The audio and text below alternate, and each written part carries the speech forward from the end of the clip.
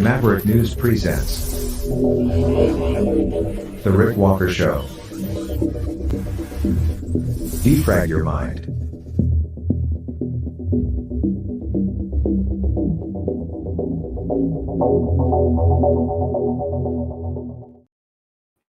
Hey everybody, welcome back. We have a lot of ground to cover tonight. Yes, we do. General Soleimani's memorial bombed. Casualties, death. The U.S. says they had nothing to do with it. Israel will take you to the White House for an update on that. And we're waiting. We're still waiting for the list, the Epstein list. We were told again today that it would be released today, or at least some of it.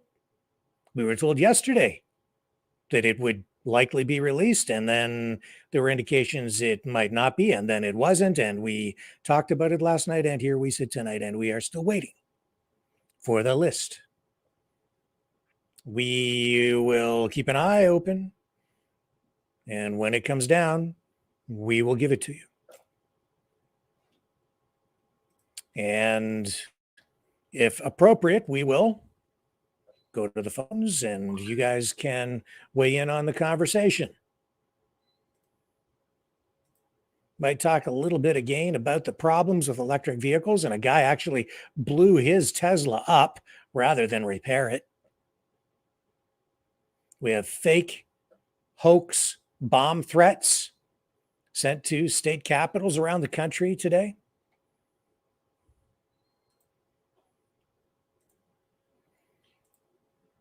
We'll talk about that too. And Vivek Ramaswamy. My assessment is there's a whole lot more going on there than meets the eye. Interesting fellow, Mr. Ramaswamy. I'm just, more than anything, the events of the last few weeks, and especially the last couple of days, have just really piqued my curiosity. It's making me wonder what he is doing with his campaign, how he's positioning himself, and what this support for Donald Trump is really all about. We'll get into that maybe a little bit tonight too. Hard to say where this show is going to go because we just don't know if we'll get that list. And if we do, all the plans that I have laid out could just evaporate. And we'll have to reconstitute, regroup, and take another run at the whole show. But that's okay, because we still have at least 2.5, 3, 4 hours, however long it takes. We'll be here until we get through all the top news stories of the day.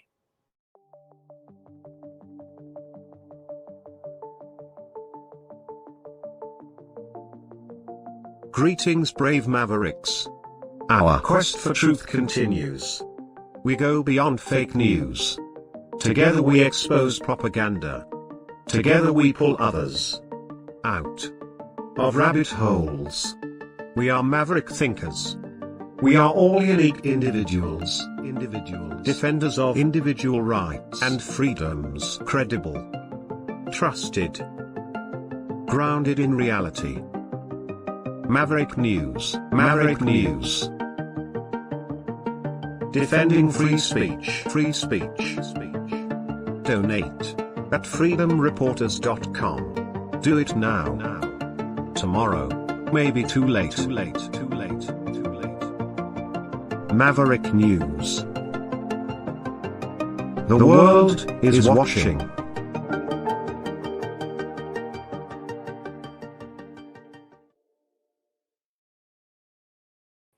First up tonight, let's talk about what's going on with this attack on the anniversary of the death of Iranian General Soleimani.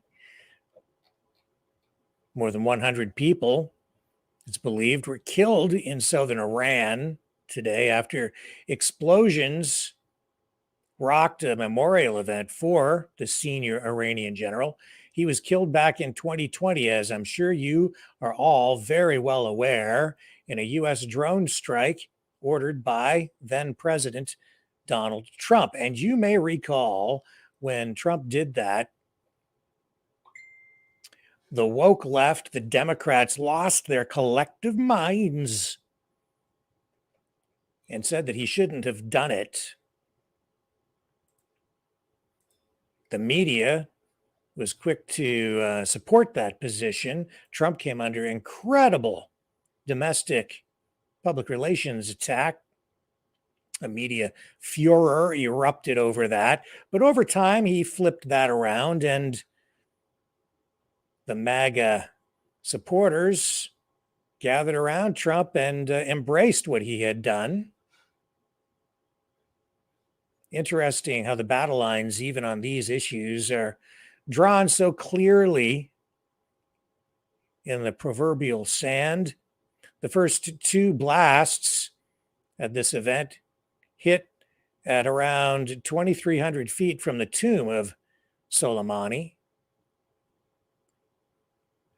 in the Kerman Martyrs Cemetery. Note the name of the cemetery, the Kerman Martyrs Cemetery. That, according to the ISNA, which is the semi-official news agency of Iran, it added that the second explosion was around 2,000 feet away. Now, immediately, no one claimed responsibility for the blasts. Approximately 140 people were injured. As we say, an estimated 100 were killed.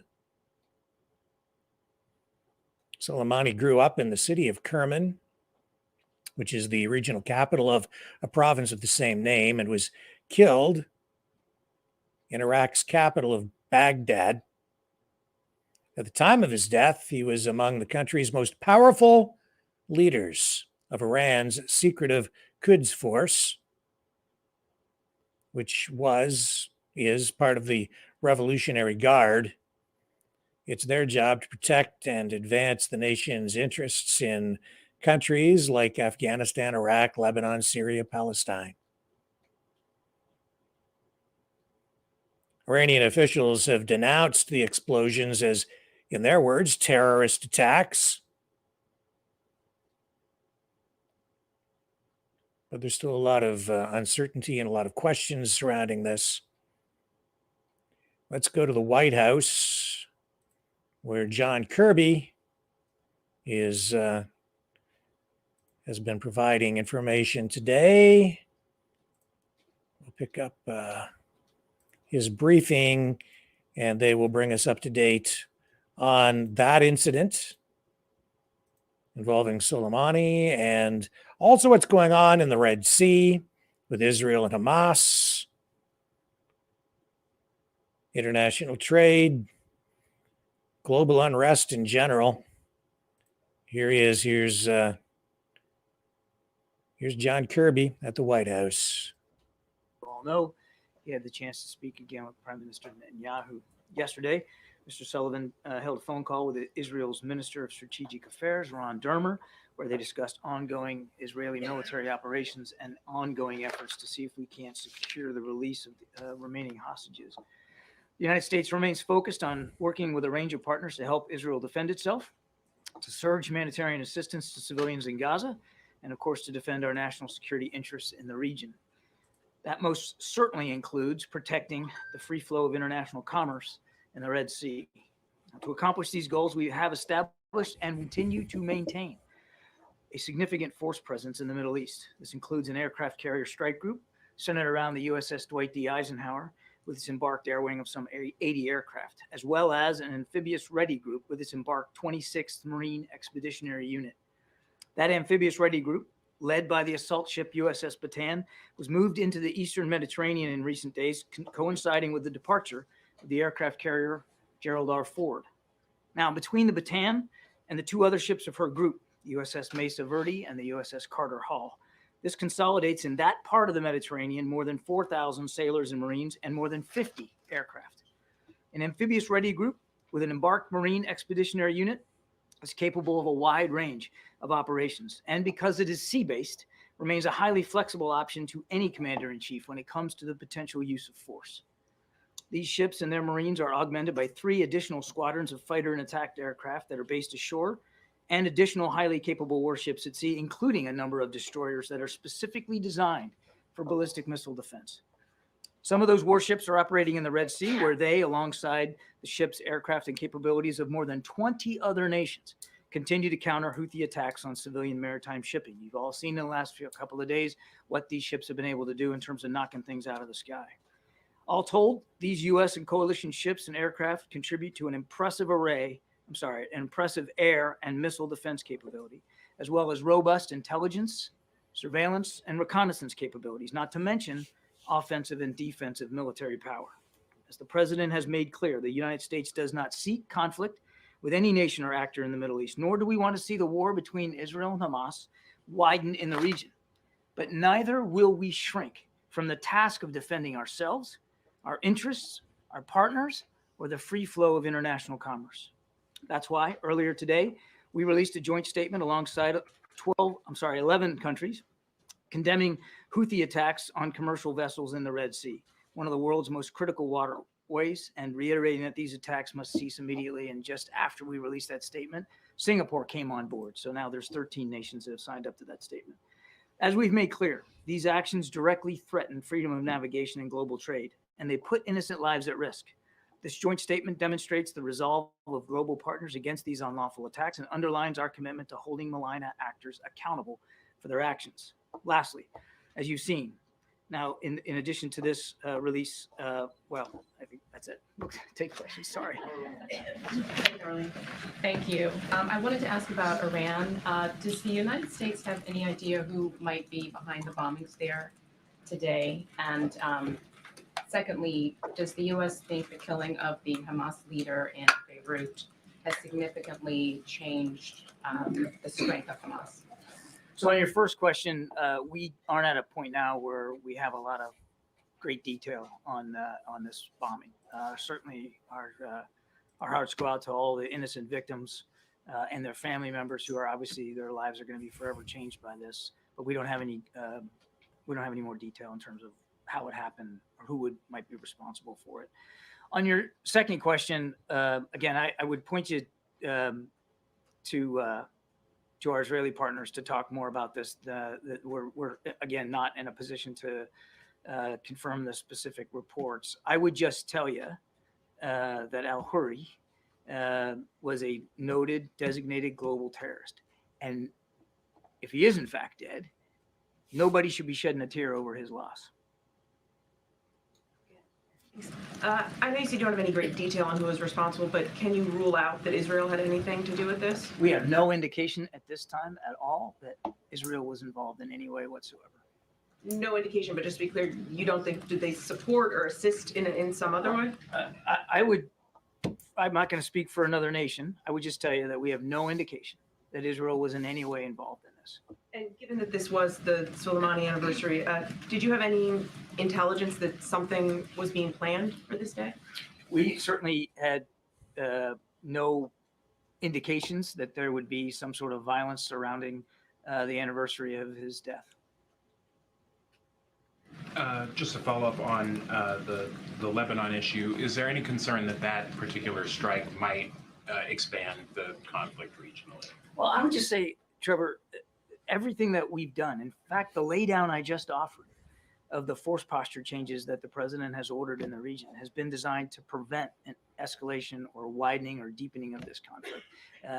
As we've said before, we don't want to see it widen beyond Israel and Hamas. And again, we're going to keep working with partners in the region to prevent that from happening. Okay, and then on the Red Sea, you mentioned that joint statement that came out today and that Singapore has added their names to that as well. Yeah. But that is just, 13 countries total. That's smaller than the 44 that issued a statement in December. And, countries that you would think would be on that list, like France, are not. Is there a reason why that's not a broader group of countries that signed on? I mean, first of all, 13 other nations signing up to language like that, or 13 total nations, 12 others than us, I think is significant. Other nations can speak for themselves about their decision-making with respect to signing on to public statements. There are, as you know, many nations that are assisting us in Operation Prosperity Guardian in the Red Sea that don't want to be public, that are contributing capabilities, but they don't want it public. So I think you're seeing an increasing number of nations around the world, particularly as commerce in the Red Sea gets affected. And shipping companies are making difficult decisions about whether to transit the Red Sea and the impact that it's beginning to have on global commerce. Countries are more and more becoming aware of this increasing threat to the free flow of commerce in the Red Sea by the Houthis, and are increasingly being willing to express their discomfort with that. John, thanks so much. Is it the White House's view that the elimination of Hamas is an attainable goal? What we've said before is, well, first of all, the Israelis should speak to their military goals. We have said that we absolutely believe they have the right and responsibility to eliminate the threat that Hamas poses to the Israeli people. Now, they have said for themselves, Peter, that the way they're going about that is really targeting infrastructure, tunnels and command and control nodes, as well as leadership. It is not that unusual or different approach than we took ourselves in places like Iraq and Afghanistan, going after the leadership network. Now, you can certainly significantly degrade a terrorist organization's ability to operate, train, and conduct attacks by going after its leadership. You are probably not going to eliminate the ideology which underpins that group. And we've seen that in Al-Qaeda, ISIS, other groups. So let me be clear, there is a difference between language the U.S. has used in the past with the language degrade, to try to degrade the leadership and the ability to attack. So does the U.S., just to be clear, I understand Israel's role in this, does the U.S. believe the elimination of Hamas, though, is an attainable goal? We believe that it is absolutely an attainable goal for the Israeli military forces to degrade and defeat Hamas's abilities to conduct attacks inside Israel. It can be done militarily. Are you going to eliminate the ideology? No. And are you likely going to erase the group from existence? Probably not. But can you eliminate the threat that Hamas poses to the Israeli people? Absolutely. Let me ask you another question, if I can. We've been talking about the Houthis here. We heard from Maersk and some of these other companies that obviously the Danish shipping giant that paused its operations in the Gulf of Aden and in the Red Sea. A lot of other shipping companies are either pausing or rerouting right now. How concerned is the United States that these shipping companies may be pausing or trying to find other routes or revisiting that region altogether right now, given the impact it could have on the United States in terms of supply chain, inflation, whatever else? Well, if we weren't concerned, we wouldn't have stood up an operation in the Red Sea, now consisting of more than 20 nations, to try to protect that commerce. The Red Sea is a vital waterway. A significant amount of global trade flows through that Red Sea. And by forcing nations to go around the Cape of Good Hope, I mean, you're adding weeks and weeks onto voyages, and untold resources now, expenses have to be applied in order to do that. Plus, it's just a more dangerous journey. So obviously, there's a concern about the impact on global commerce. Is this a pocketbook issue that Americans could be concerned about, given the supply We chain? haven't seen that effect yet. At risk of being.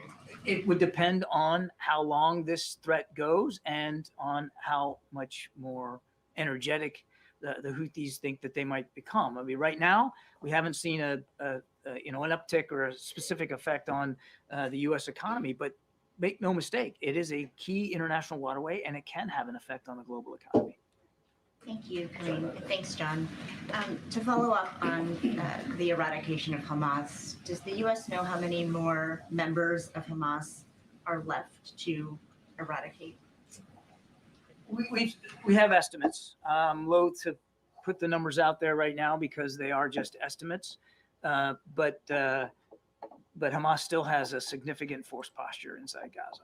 Is there any way you can characterize the progress that's been made in terms of percentage? How is Israel done, basically? If it's their operation, obviously you're keeping track of progress. I've been trying real hard not to give them a report card here, and I think that's a wise thing for us to do, is to refrain from analyzing and armchair quarterbacking their military operations. They themselves have said that they have targeted and been successful against a range of leadership of Hamas, certainly at the brigade level and higher. And remember, these guys are organized like a military. It's not just some ragtag group of terrorists. I mean, they have a pretty sophisticated military underpinning and structure to them. And they've gone after quite a bit of those leaders. They've gone after a lot of their mid-range and lower level fighters as well. I think I'm going to let Israel characterize how they've been doing, but they have, without question, let me just say this broadly, they have had an effect on Hamas's ability to command and control itself, to resource itself, and quite frankly, to lead their troops. And just one quick clarification on the airstrike in Lebanon. Is the U.S. assessing to try to determine who is responsible for that? For which? What?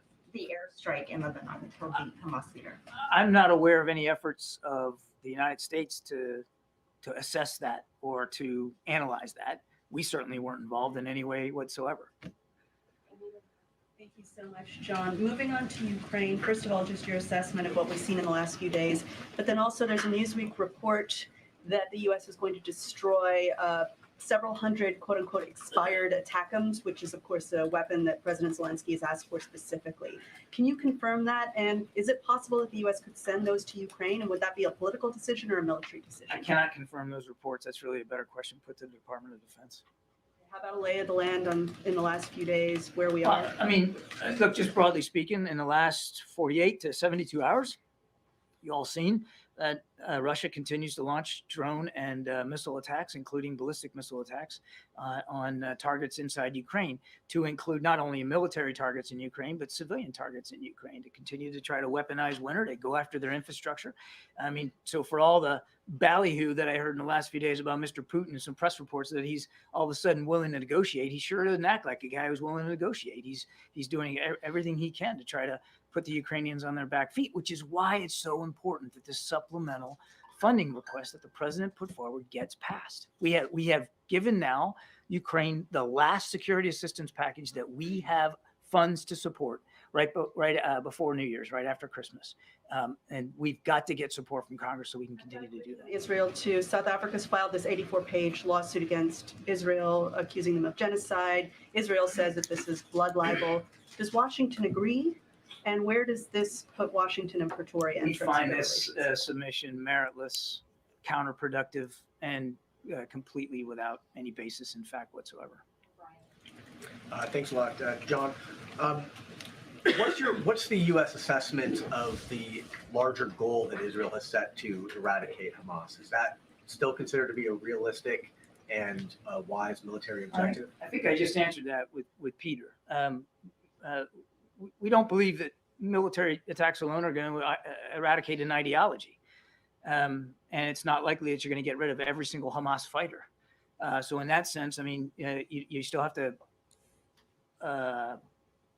reconcile yourself with the fact that there may still be some Hamas around, even when your military operation is over. That said, what they absolutely can do is eradicate the threat that Hamas poses to the Israeli people. And you can do that by going after leadership. You can do that by going after their infrastructure. You can do that by going after their resource. And we showed that with respect to ISIS and Al-Qaeda. It can be done.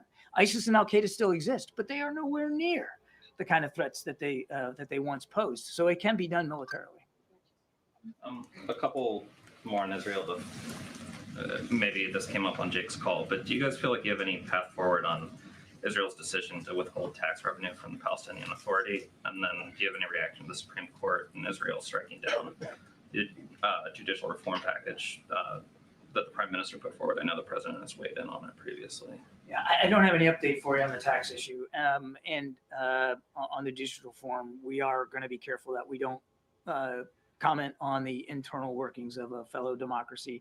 What the President has said before stands today, which is, we want to see that as a vibrant democracy, any changes that any governance changes that our Israeli counterparts try to pursue are done with the broadest base of public support possible. And then, sorry, just real quick, before the break, Kareem talked about a possible regulatory review of the Japanese purchase of U.S. steel, but I'm wondering if there's a national security component to that review, and if NSC or if you're aware of anyone on the national security side looking into it, As far as I know, there's no updates to that review, and obviously anything like this, I mean, we carefully evaluate the degree to which there is a national security component, and we'll do that in this case, but I don't have an update for you. John, can you give us an update on the hostage situation in Israel and the kind of the status of the talks with the Qataris and others to move that forward? Is it the U.S. opinion that it's at this point pretty much stalled, or is there some hope of reviving that in the near future? Well, there's always hope, and we're not going to stop hoping to try to get all those hostages home. What I can tell you is that the conversations are ongoing, they're real, and we are pursuing them with the same sense of energy that we were, a month or two ago when we were able to get some 50 hostages out. I would tell you that I don't have any specific progress to report today, but we're not gonna stop talking about it. We're not gonna stop working on it, and we're not gonna stop engaging our partners. Talks scheduled with McGurk or anybody else in the region? There have been ongoing communications. I mean, I don't have anything on Brett's schedule to speak to specifically today. I think you can expect that he will be, as he has been, constantly engaged on this, as will David Satterfield on the ground. But it's an ongoing conversation. Just following up on that, John, when Prime Minister Netanyahu said yesterday that Hamas had given some sort of ultimatum on the hostages front, do you know what he was referring to? I don't. On a separate topic, I wonder what you made of Hassan Nasrallah's today. We are not scared of war. Does the U.S. hear that as escalatory or pretty consistent with what we've heard recently? I think we're going to judge actions and not words. We haven't seen Hezbollah jump in with both feet to come to Hamas's aid and assistance. We continue to message privately and of course publicly with y'all that we don't want to see this conflict widen. We don't want to see a second front opened on the north.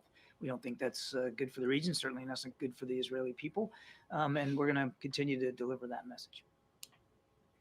On migration, Denver's mayor this weekend told CBS that his city needs arriving Venezuelan migrants to have the ability to work. Is the administration open to extending temporary protective status for Venezuelans who arrived after that July 31st date that you all set? I don't have an update for you on that. You probably should talk to Secretary Mayorkas and his team at DHS, but that's not something I would have an update for. Thanks, Kareem. John, you mentioned the last aid package for Ukraine. If there's no deal with Congress, what happens once that's exhausted? I mean, will shipments of weapons just stop? They'd have to. They'd have to. We have the president signed out the last security assistance package for which we had replenishment authority funds. That's it. We need the supplemental pass so that we can provide additional security assistance to Ukraine. Now, there's always a lag of days, if not weeks, each time we sign out one of these packages. So the things that were signed out on the 27th have not all been delivered to Ukraine. That will come in coming days and weeks.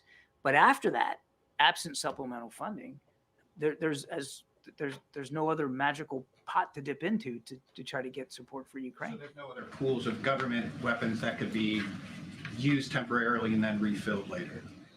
I'm not aware of any Band-Aid fix that can be done. I mean, I don't want to I don't want to get ahead of the decision-making process here. I mean, we're going to do what we can to continue to support Ukraine. But in terms of the kinds of security assistance that we've been able to provide and the frequency with which we have provided it every 2 weeks, that ended on the 27th when we submitted our last one for the year, the last one that we had funding applied to. Thank you. A follow-up on a question. John, you just said that you have no indication that Israel is behind the assassination of Saleh Haruri. But Israeli cabinet ministers and Israeli officials are on the record saying that they are going to go after Hamas leaders. They're going to assassinate them just like they did in the 70s after Munich. So do you dismiss what they're saying as maybe it's not My comment was responsibility?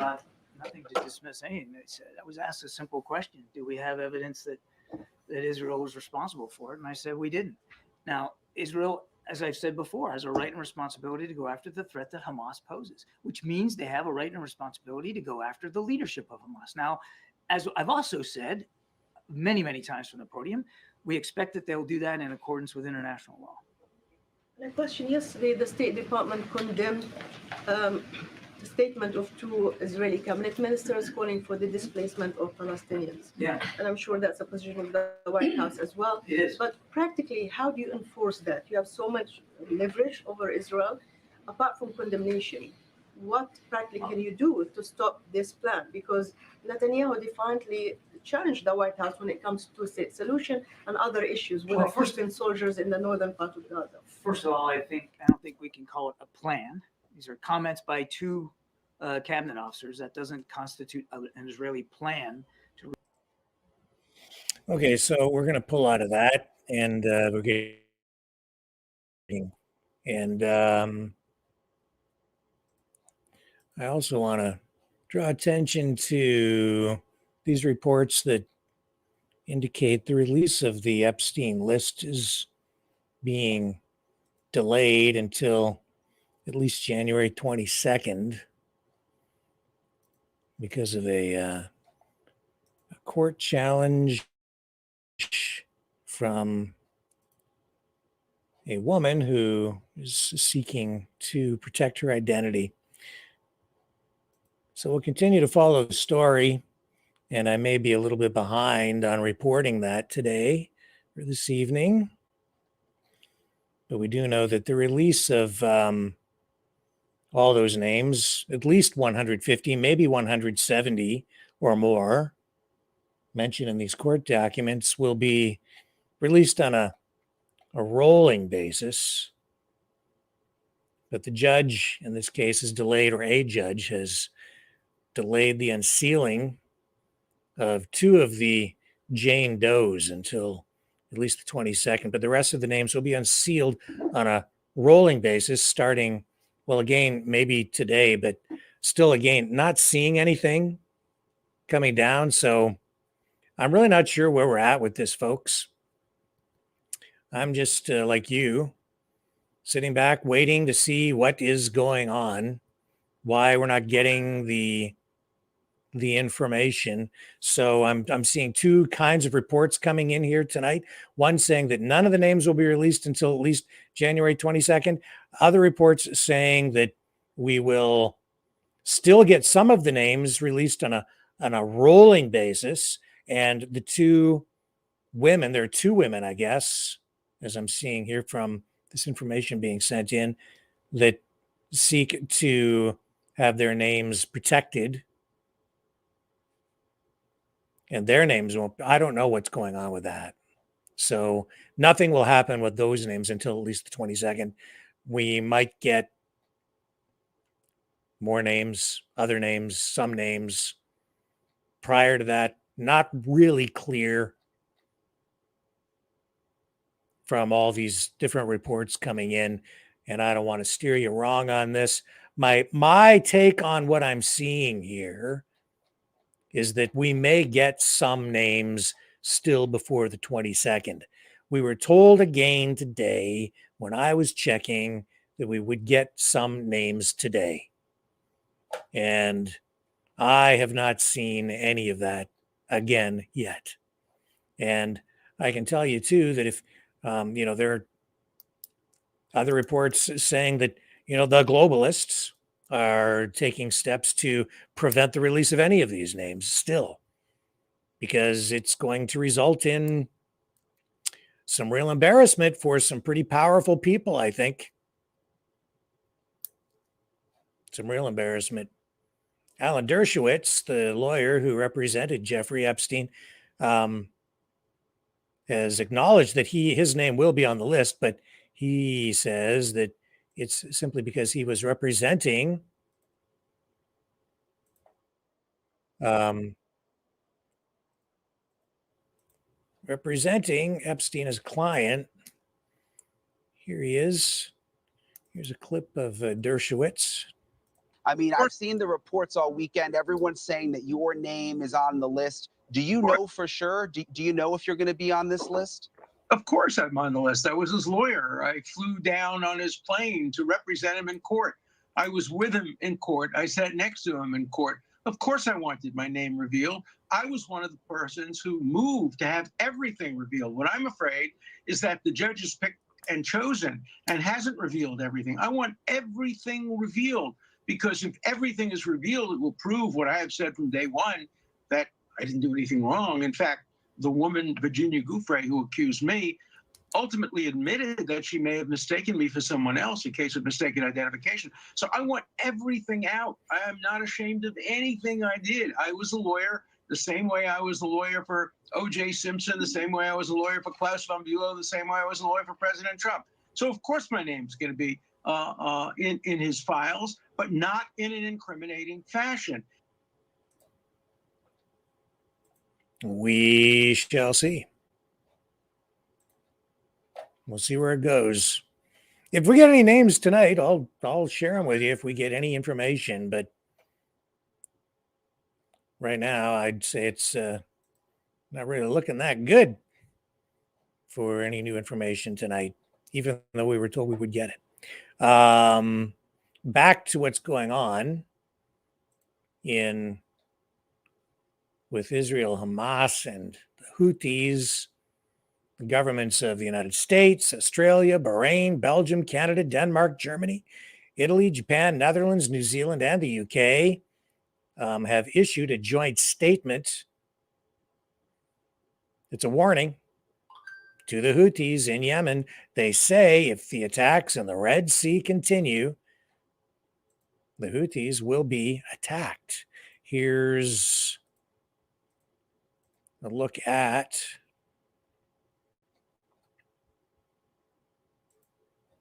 this statement.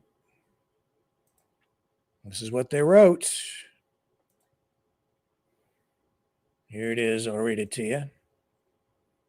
A joint statement from, and I mentioned all these countries, recognizing the broad consensus as expressed by 44 countries around the world on December 19th, 2023, as well as the statement by the UN Security Council on December 1st, condemning Houthi attacks against commercial vessels transiting the Red Sea, and in light of ongoing attacks, including a significant escalation over the past week, targeting commercial vessels with missiles, small boats, and attempted hijackings, we hereby reiterate the following and warn the Houthis against further attacks.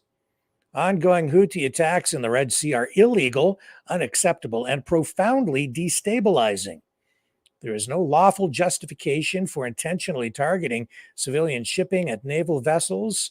Attacks on vessels, including commercial vessels using unmanned aerial vehicles, small boats, and missiles, including the first use of anti-ship ballistic missiles against such vessels, are a direct threat to the freedom of navigation that serves as the bedrock of global trade in one of the world's most critical waterways. These attacks threaten innocent lives from all over the world and constitute a significant international problem that demands collective action. Nearly 15% of global seaborne trade passes through the Red Sea, including 8% of global grain trade, 12% of seaborne traded oil, and 8% of the world's liquefied natural gas trade. International shipping companies continue to reroute their vessels around the Cape of Good Hope adding significant cost and weeks of delay to the delivery of goods and ultimately jeopardizing the movement of critical food, fuel, and humanitarian assistance throughout the world. Let our message now be clear. We call for the immediate end of these illegal attacks and release of unlawfully detained vessels and crews. The Houthis will bear the responsibility of the consequences should they continue to threaten lives, the global economy, and free flow of commerce in the region's critical waterways. We remain committed to the international rules-based order and are determined to hold malign actors accountable for the unlawful seizures and attacks.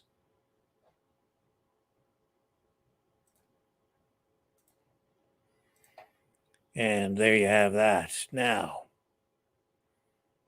it is destabilizing. It is dangerous. I would like to see it end because it is, you start threatening the world economy and you are playing with fire. I'm telling you, that is really going to get some people upset. You don't want to do that. Oh, they do want to do it, but you don't want to do that. Bad idea. I mean, in my opinion, I understand they're upset. Don't do it. It ain't going to turn out good.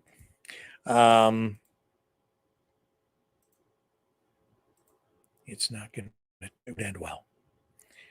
And we're just seeing so much escalation, so much destabilization. This, the other problem with this attack at the Soleimani memorial is that even as John Kirby stands there at the White House and says the U.S. didn't know anything was coming, didn't know anything about it, wasn't involved, and had no information about Israel possibly being involved either. He can sit there and say that all day long, and you know what? A lot of people simply don't believe him. It's a big problem. The United States has a credibility problem. They have a public relations problem. Israel has a public relations problem. You get caught telling a lie, and people stop believing anything you say. And the United States has been caught telling lies too many times. In reality, every country has. The difference in the United States is we still have some degree of free speech, and so too here in Canada, the same thing. And that is one of the prices that you pay living in what's left of a democracy, such as it is, where you have at least some degree of free speech, I guess. Because even though we're getting increasing censorship, it's not full blown yet. And as a result, you get, a lot of dissenting voices in there and a lot of people questioning, rightly so, what the government is doing and calling out lies. So as soon as we've, and it's not just the free speech, what's left of it now, it's the free speech we had before, where there was a whole lot more of it and these lies were exposed, which is why in the face of the expansion of social media, government is trying to clamp down more and more and more on free speech, or maybe control disinformation, misinformation. And there might, honestly, there is some, let me rephrase this. I understand why governments want to clamp down on misinformation, disinformation, information that just isn't true. But at the same time, you can't do that and have a free speech environment or embrace free speech as part of a democracy. It's a double-edged sword. So as they say, the answer to hate speech or disinformation is just, it's more speech, I guess. I suppose, though, it's becoming more complicated. Let's put it that way. It is becoming more complicated because of social media, because of the ability to target people, because of the ability to manipulate people online. I don't know. I'm still all about free speech. I'm all about freedom, but I see the pitfalls. I see the problems that we're running into. And I see that Western governments now, because they've done some really stupid things, locking people down, beating protesters at the Freedom Convoy, trying to beat people into submission, handing out tickets for, gathering in public places, not allowing people to go into restaurants, allowing big companies, that tech companies, to censor people and kick people off social media platforms. All of this stuff, engaging and buying the media essentially with government money to get them to parrot the government line. People now seeing that most of these, well, really just about all the mainstream media outlets have just become a mouthpiece for government. So government has no credibility now. So John Kirby can stand up there and say the United States didn't have anything to do with this, and he might well be telling the truth, but a lot of people just simply won't believe it. Now what is the truth? What's the point in even having a news conference? You can sit there and do this and tell the truth. People still think you're lying. You can lie and people will say, yeah, he's lying. Maybe they should use reverse psychology and start lying about everything, and people will think it's the opposite. Yeah, we did it. No, they didn't. They're not competent enough. I don't know what the answer is, but something has to be done if our countries are going to survive, because you can't, I don't think in the long run you can have that level of distrust. I don't think you can lose this much confidence in public institutions and in government itself, and not have those cracks turn into giant craters, and have the country just break apart and dissipate, and end up becoming something completely different as a vacuum is created and something else rushes in. Something has to be done.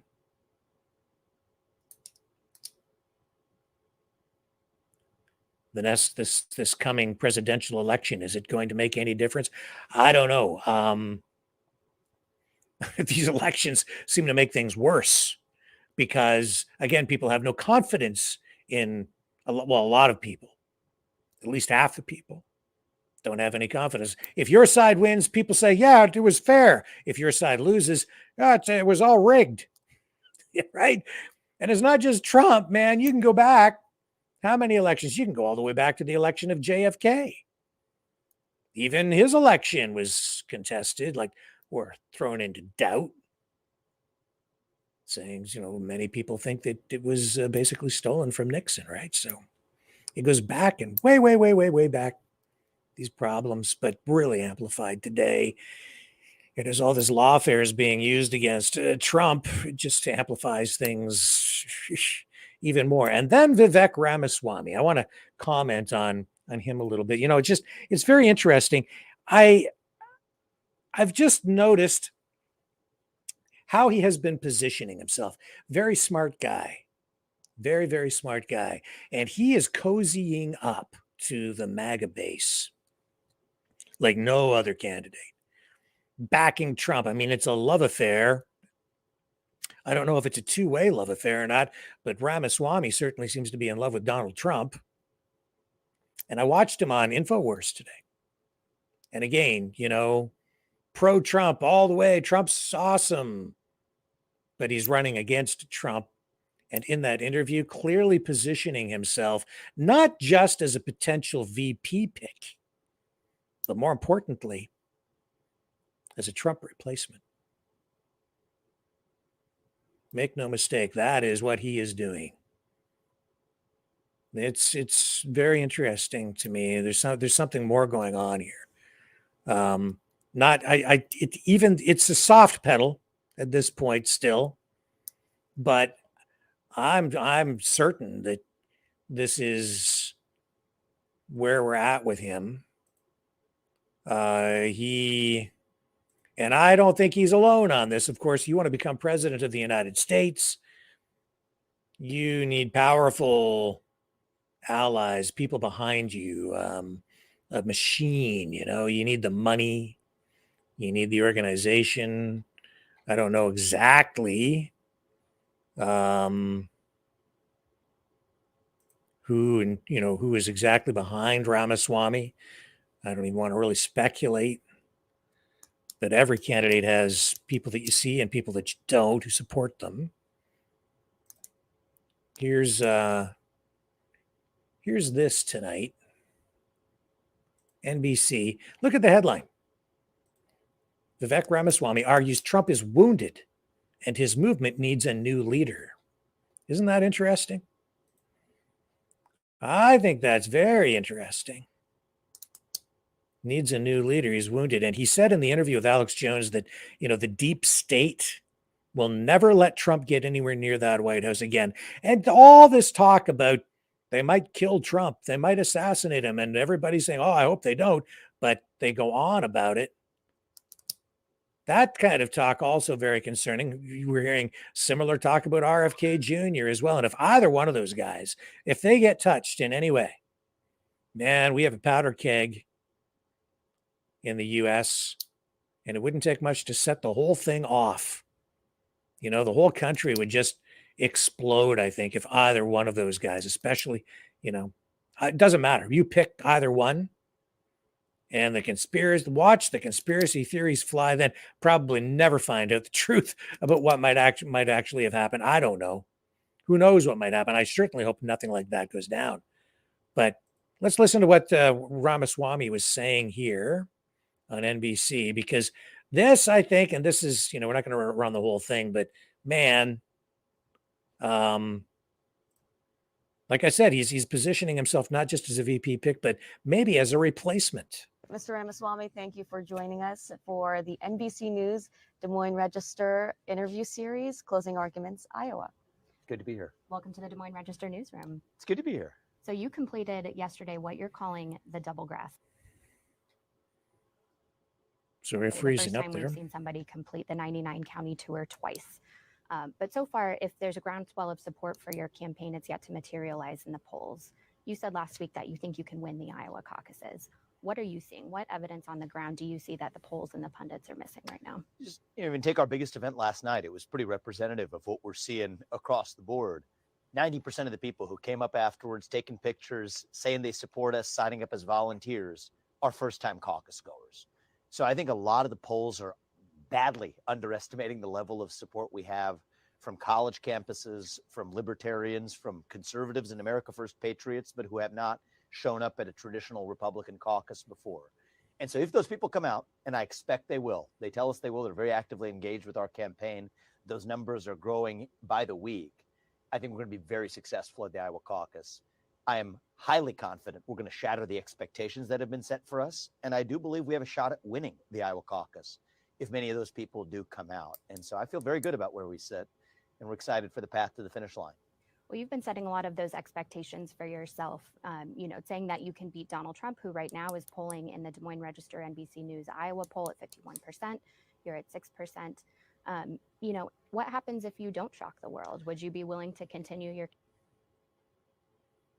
And freezing, Well, I'll say a couple of things. I'm going in this to the very end, and I'll tell you why. But if you look at a lot of that, even a lot of that polling, which I think is incomplete, some of those recent polls show I'm the runaway favorite for the second choice to Donald Trump, which suggests that people are actually weighing those options very carefully. There's a gentleman who came to one of our events in northeastern Iowa yesterday. He was wearing a Trump 2024 hat. He came to my event, and he asked a question. So I, lightly called out in a jovial fashion. I said, "I noticed the hat you're wearing." He says, "Yeah, I'm wearing the hat, but I'm supporting." I think it needs to be somebody different. I'm convinced of that, but it's what this represents. And that actually spoke to me. It was interesting. And I just remember this because this was yesterday, but we see evidence of that across the board, of people who absolutely do say they support Donald Trump. In many sense, I support Donald Trump in his legacy as U.S. president. I respect what his contributions are to this country. But when making the choice of who's going to lead our America First movement to the next level, that's a sorry for the freezing, folks. Choice. I do think we're in the middle of a kind of cold cultural war in this country between those of us who love the United States of America and a fringe minority Freezing again. who hates this country and what we stand for. And when it comes to selecting a commander-in-chief, a general, to lead us to victory in that war, I think I'm best positioned to do it with fresh legs as a leader who is not yet wounded in that war. And I do think a lot of people see that back in me as well, and will be making that choice accordingly on January 15th. And to that point about the folks who are coming to your events, I think you've seen that there are those who are coming to your events who are having a hard time letting go of former President Trump. There was a woman who attended one of your events recently who actually stood up and asked you a question. She was speaking about former President Trump, and she asked you, she said, how do we not go caucus for him? How do we not vote for the guy that they're trying to tear apart? It feels wrong to abandon him. And I think we've all seen that sentiment across the Republican Party. Do you agree with your opponent, Ron DeSantis, who has also said that Trump's legal troubles have fundamentally changed the dynamics of this primary? Given that the troubles keep coming and they keep boosting him, do you agree? Too much freezing. I have a different view on this than Ron DeSantis. I think he's looking at it in the way that a traditional politician playing and gaming together how many delegates you collect would look at it. I'm looking at it through the lens of what's right for the country. And I think one difference, an area of difference where you see that is when they've eliminated Donald Trump from the ballots in places like Maine and potentially even in Colorado, I was the clearest and first and only one still to state that I would remove myself from those ballots. And I think that many people here appreciate that, but whether or not they appreciate it, that's the right thing to do, to say that if there's going to be election interference, not going through a legal process or otherwise, just one individual in a state like Maine deciding, waking up on a given day and saying that Donald Trump's going to be removed from the ballot, that's the wrong thing for our country.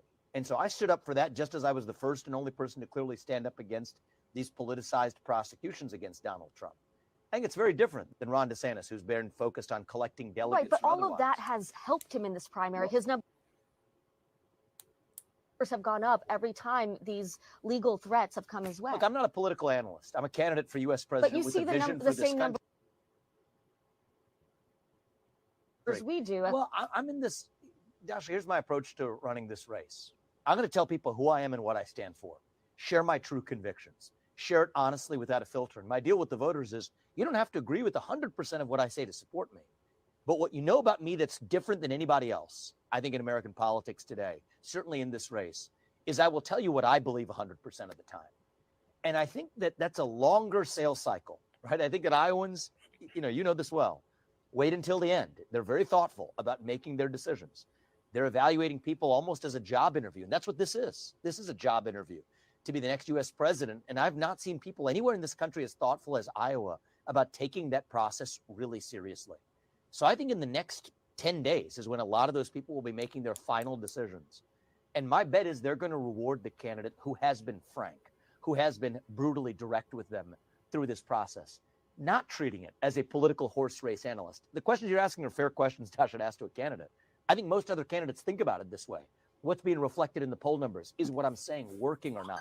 Adjusting accordingly. That's what traditional politicians do, not me. I would rather share my true convictions and lose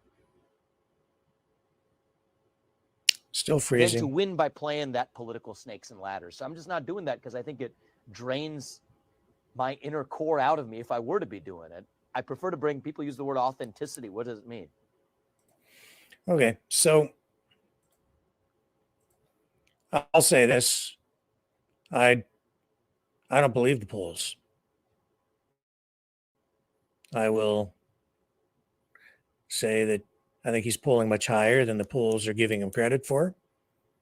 I think he's surging. I think that I think there's growing support for him. He has not taken as much support from Trump as he would need to. He's positioning himself as an alternative, the replacement, the pick me if that guy doesn't get it, candidate.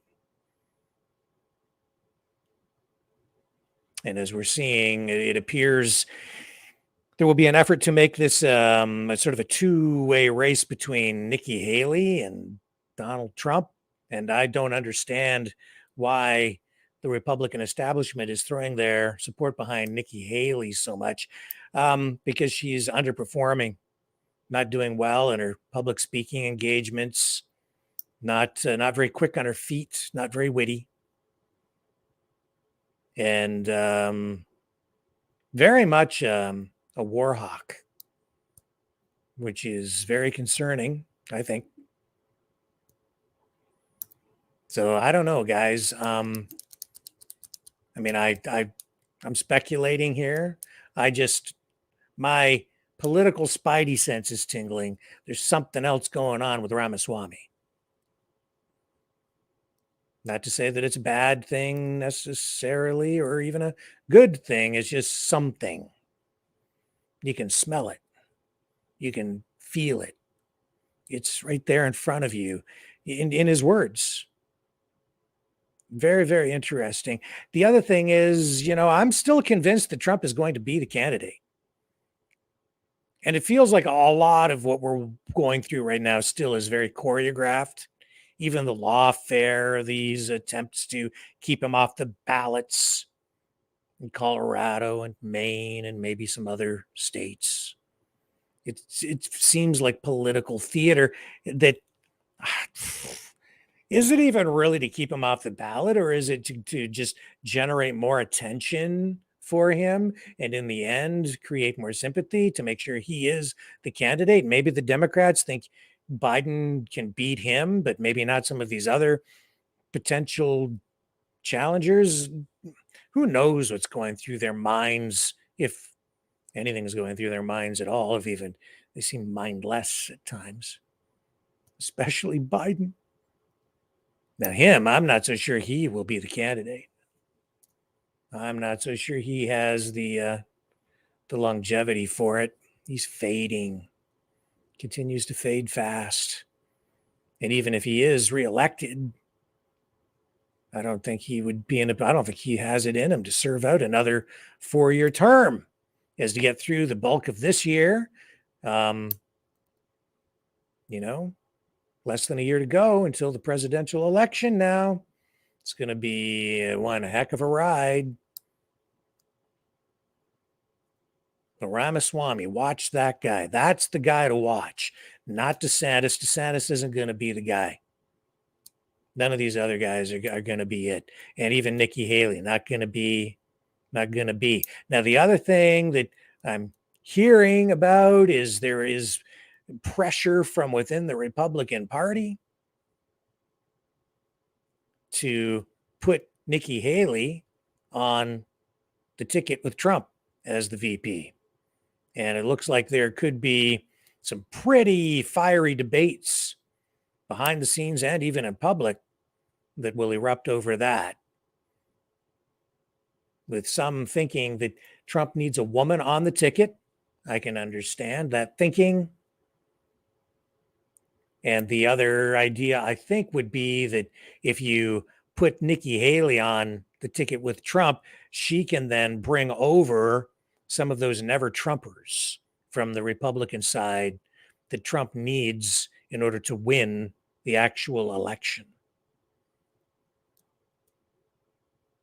And he may need something like that in order to get over the hump with Biden. As unpopular as Biden is, they have a machine over there, and so many people just automatically vote Democrat because they do it out of habit. And they're just on the other side of the equation. Their minds have been filled with anti-Trump rhetoric to the point where they think he is the second coming of the devil. That's where things stand right now. But just once again, watch Ramaswamy. That's the guy. He's the guy. And then RFK Jr., who knows where that all falls into place. A spoiler, a dark horse candidate. He'll pull from the populist movement too, but he's going to pull more from the left than the right, I think, in the end. More from the left than the right. And the attacks on him will only ramp up over time if he becomes more of a threat to Trump or ultimately to Ramaswamy or Nikki Haley for that matter. But God help us if Nikki Haley gets into the White House, into the Oval Office. Some of the things she has said make me feel like she's very reckless, not well informed, too quick to pull the trigger or push the button, I think. Not thoughtful enough, too emotional. You know, have you ever seen inside these tunnels that Hamas has created in Gaza? Check this out. We've got video here inside what we're told are Sinwar's tunnels, an extensive Hamas tunnel system stretching 2.5 miles near Erez Crossing. These tunnels are equipped with mining-style rail tracks, which they have been using to move materials and workers, fighters.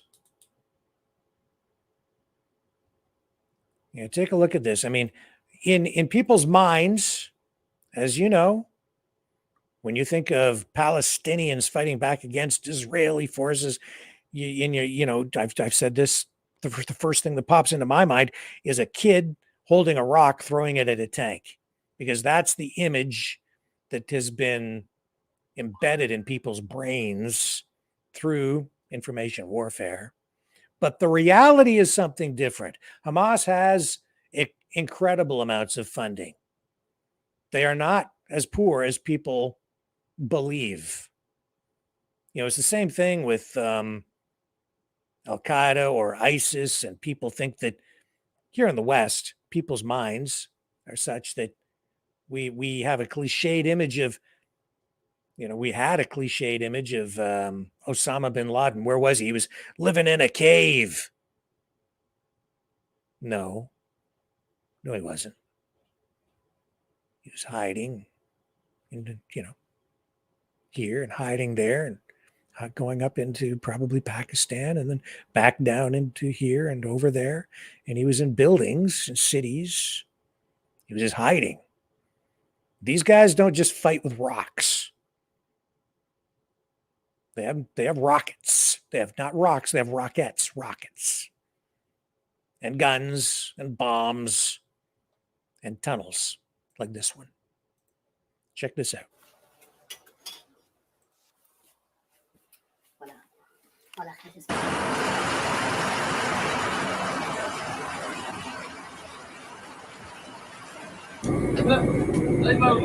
do you think it takes to build something like that?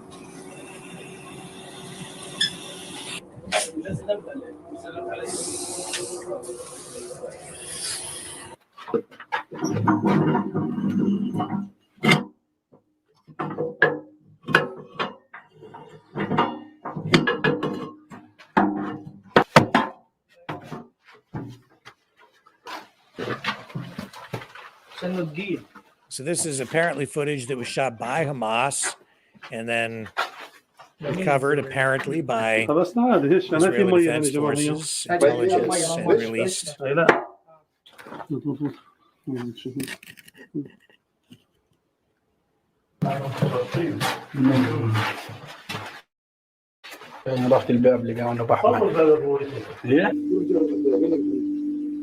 Doors, equipment.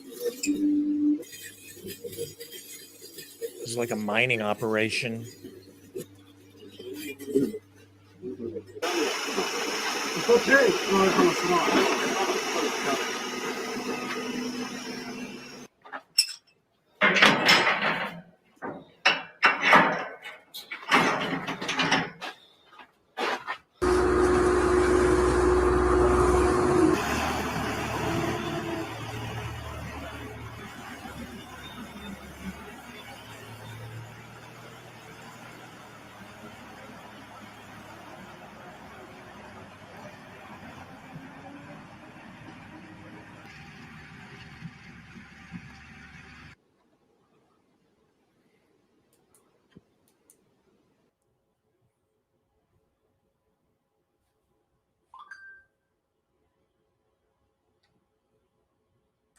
And this is labeled IDF soldiers exposing the tunnel from inside Gaza.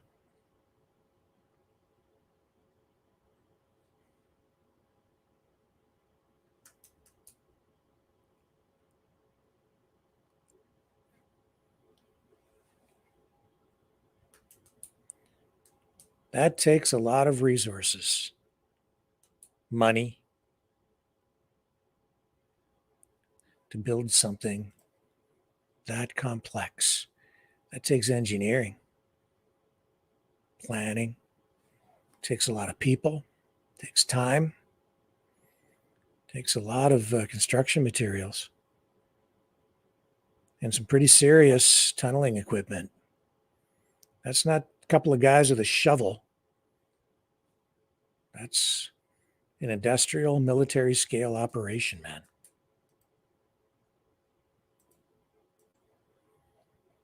Just trying to give you some perspective on that. Pretty serious stuff. All right, let's take a little break here. We'll come back on the other side with more news of the day, and there's lots of it straight ahead.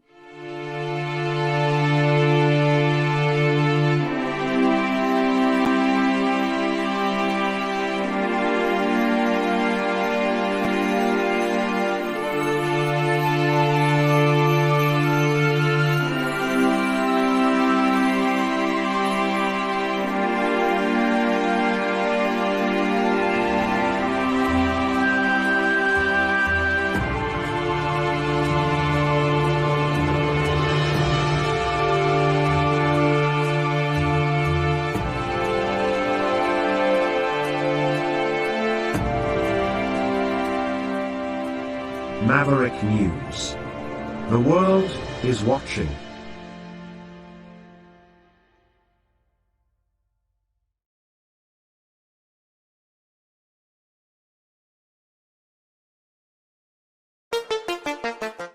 The New World Order. Government overreach. The Great Reset. Mainstream media lies. Now more than ever, independent voices are needed. Donate now at freedomreporters.com. That's freedomreporters.com. Maverick News. The antivirus program for your mind.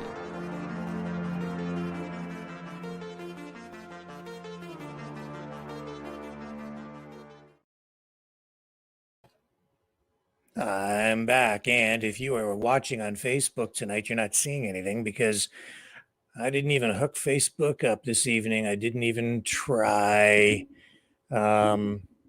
Told by messaging from Facebook that we were on like a 90-day ban on Facebook.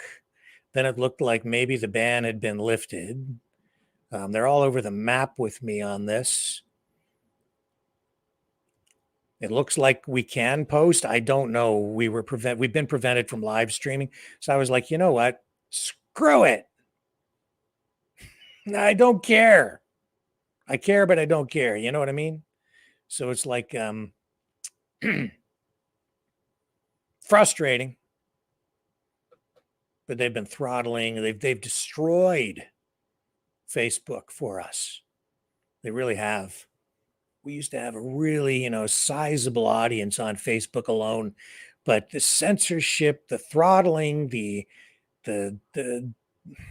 penalties, the suspensions, the inability to message people, it's just frustrated the living daylights out of me. So all I did tonight was the censorship is off the charts. So I just posted a link to tonight's broadcast on Facebook.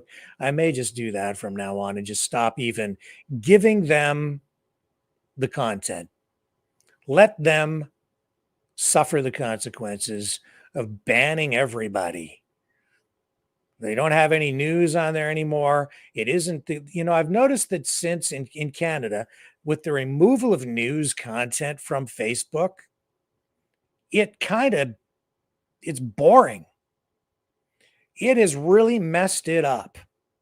All I get in my feeds now is stuff about music, bands, comedy stuff, and honestly, things that I don't even have an interest in.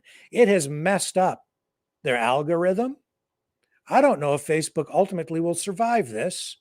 If this is the way they're going to conduct business and treat their customers and their product, we're the product they're selling. I don't know that in the long run this will work for them, because other social media platforms are going to come along and eat their lunch. They're going to take their business away, and so be it. This sucks. The platform, really well designed, high tech, probably, controlled largely by government anyway. But all this censorship and the result of the government meddling in the operations of Facebook in Canada and Australia, it's really hurt the whole platform. So a lot of people still on there, but it's boring to me. The stuff that they send me now, it's really cut my engagement. It is addictive, as I've said before. They kind of take you on an emotional roller coaster ride, is what they were doing. They'd show you something that you really like. Then they show you something that really gets you upset to get an adrenaline rush going. And then you become more engaged. And then you want to comment on that thing and tell that guy to go screw himself. It's just not like that anymore. A lot of the stuff they're sending me, it's just like, I don't even have an interest in this stuff. Why are you sending it to me? It's because they don't have enough content. So good luck, Facebook. You don't have us tonight. But it just shows too that we have a big battle on our hands in terms of censorship ahead of us, especially for a platform like this, where we have people on here with a wide range of views and deal with controversial subject matter. It has a chilling effect on the way we report. It has a chilling effect on how you guys can speak, even when, during the call-in portions of the programs. It's a big problem, but we continue to fight. We're doing what we can, and we're expanding out onto other platforms like Wimkin, CloudHub, Gab. What are the other ones? YouTube, Brighteon. We're on Instagram, which is Facebook, and that doesn't seem to be getting us much traction over there, but we're broadcasting there. And they have some sort of a weird problem too, where the feed cuts out after an hour. So they only allow you to broadcast for 1 hour. So we're off there already because we took up that hour. And Twitch, we're on Twitch. And we're going to keep on trucking here. And we have picked up enough audience on some of these other platforms to replace what we've lost largely on YouTube. Although, at the height of our expansion, we were hitting about 150,000 viewers a night. And now we get a fraction of that because of all the throttling and censorship, and they've really and the destruction of our Facebook pages. I can't even look. I can't watch Maverick News on Facebook because they don't allow you to look at it. You automatically post to it, but I can't even watch it in my own country. What a mess. Absolutely ridiculous. But we persevere. We're going to keep on doing what we can. And you can support the program at freedomreporters.com. If you are inclined to do that, please like, share, and subscribe on all these other platforms, including YouTube. And when we do get back on Facebook, which could be tomorrow or it might be 3 months from now, I don't know. But yeah, share it around if we're broadcasting there. We'll certainly use the platform as much as we can. I think we just need to start using it in different ways and not just outright giving them the live streamed content or even the recorded content afterward, just selective snippets or something. I don't know. But you can support us at freedomreporters.com. We certainly need the support. Or at maverickdonations.com. That's the Give, Send, Go account. And Yeah, tonight I do have some of these Maverick News hoodies available, freshly printed right there. So any donation of $60 or more, and I will send you a Maverick News hoodie. Just make sure you send me a note with your donation in the message portion, or you can email me separately. And to do that, you can just go to the website, mavericknews.ca, and just send me a message that way. Or you can message us at maverickmultimedia.com. Or sorry, maverickmultimedia at mail.com. But it might just be easier to go to the website and send me a message through the contact form there to just let me know what size you want, or just put a message in the donation message window when you do that. And I'll send you a hoodie. They're nice and cozy, warm, and very comfortable. I love them. And you can put the hood up and snuggle up and cocoon in your homestead. That's what I like to do. I like it warm too. That's just me. And in the blustery cold winter that we are going to be having now between, January, February, March, maybe even into April, and I have to warm up. Just try and stay warm. It was a gray, sleety, rainy, crappy, overcast day of freezing rain and icky weather here today. I hate it when it gets like this, but that's what we're getting into now, January. Christmas comes, Christmas goes. People always say, "Oh, I wish it had been a white Christmas." And then within a week, it turns frosty cold. We get nailed with snow. The weather turns nasty. And the next thing you know, people are complaining because you've got the white stuff. And I totally understand. People have this cliched, got to have a white Christmas. No, I don't want it. Keep your snow.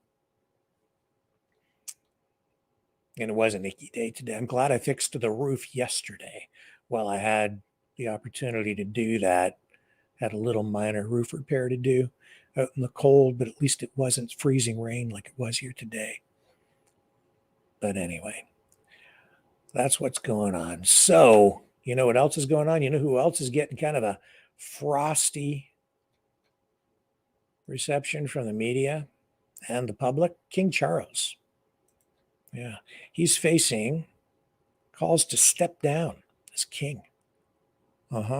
Here, check out this headline. Here's the Newsweek article on this tonight. King Charles faces calls to hand the crown to Prince William. And I'm told that an emergency meeting of the royal family is being held, that King Charles has called this emergency meeting as a result of these public calls for him to pass the throne to Prince William. This all coming less than a year after his coronation. He honestly, I have to say, King Charles doesn't even look happy as king. It looks to me like he just always looks like he doesn't want to be there. And talk about life in a fishbowl. People think that people in positions of power like that are happy because they have the power. When you're in a public place, I don't know if even with all the money and his illusion of power, he doesn't really have that much power. But with all the money and the trappings, it's like life in a fishbowl.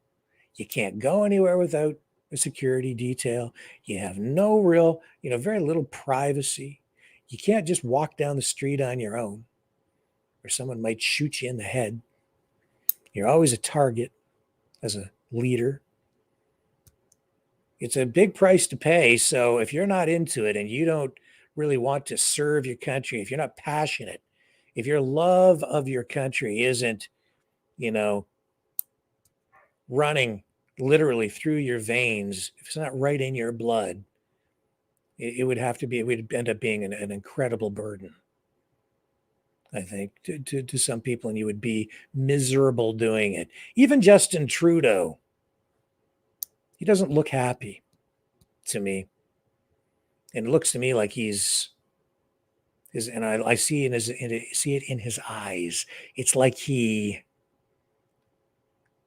made a deal or something, and it isn't working out the way he had hoped. He's not beloved the way that he was. The honeymoon was over a long time ago, and now his best before date has long expired. And the public, the public's turning on him, and I don't think he likes it. But he has a huge ego, and as I've said, I think he's going to run again. He's going to hold on. He's speaking like that, but he's going to have a tough time. I don't know that he's going to win. We'll see what he's got tucked up his sleeve. Just keeps pushing all of his modern monetary theory, money printing, or investing in the country. Let's have open borders. It's the world's first post-nation state. People accuse him of being a nationalist or a fascist. No, I don't think he is. No, he's not a nationalist. He's a globalist. He's a communo-fascist. Fascistic elements to his ideology and his way of thinking, I think, but mostly he's communist. I laid all that out, the background with his dad. I mean, the ties to communist ideology are undeniable within the Trudeau family. Regardless, he's an authoritarian. He's absolutely an authoritarian. And I don't like it. I don't like what he did during the convoy. I don't like what he did during the pandemic. I just don't like what he does. I don't like what he's doing with the economy. I don't like what he's doing with immigration. I don't like what he's doing with our economy. I don't like what he's doing with our environmental policies. I think he's misguided, and I think that he's undereducated, never went into the job with the proper kind of experience to do the job that we need done in this country. He's a terrible manager. He's I just don't think he's good for the country at all. I think he's the worst prime minister in Canadian history. Maybe he'll end up being the worst prime minister, period, ever in Canadian history. I can't think of any prime minister who has done more to tear the country apart than him. I didn't mean to get on that rant, but my God, what a goddamn disaster. He keeps pushing too with this electrification of the auto industry. And, I wanted to show you this. It was just the whole industry is changing, and the government keeps dumping billions and billions and billions of dollars into it. And I come back to the auto industry because it has been throughout the Industrial Revolution, all through the 20th century, and throughout this portion of the 21st century, one of the main engines that drives the economy in both Canada and the United States, especially. And what they're doing with the electrification of the industry is they're literally destroying it and then saying, what a great opportunity for economic growth. Because what they're looking at doing, and this is where they say the opportunity really lies. It's like, you have to replace everything that we have. You're going to replace all those automobiles. You have to rebuild, retool all of the factories that assemble the vehicles, plus every aspect of the supply chain, all of it. Top to bottom, front to back, bumper to bumper. Refurbish the entire industry and build new infrastructure out for charging stations and everything else. And we're already seeing that it's not really working. Plus, January 1st in the US, incentives on a lot of new EVs were removed because, get this, the Biden administration finally realized that a huge percentage of the parts that goes into electric vehicles is coming from, guess which country? China. So they have new regulations in place that took effect on January 1st that will require a higher percentage of parts in EVs to be manufactured in North America. Not a bad policy, really, but it's throwing a monkey wrench into things because now there were about 44 vehicles in total that qualified for government subsidy in the US of about $7,500, as I recall. And they no longer qualify for it because so many of the components that go into these EVs, these models of EVs, come from China. So they talk about revitalizing or economic expansion in North America, but the parts for the cars are coming from China. China.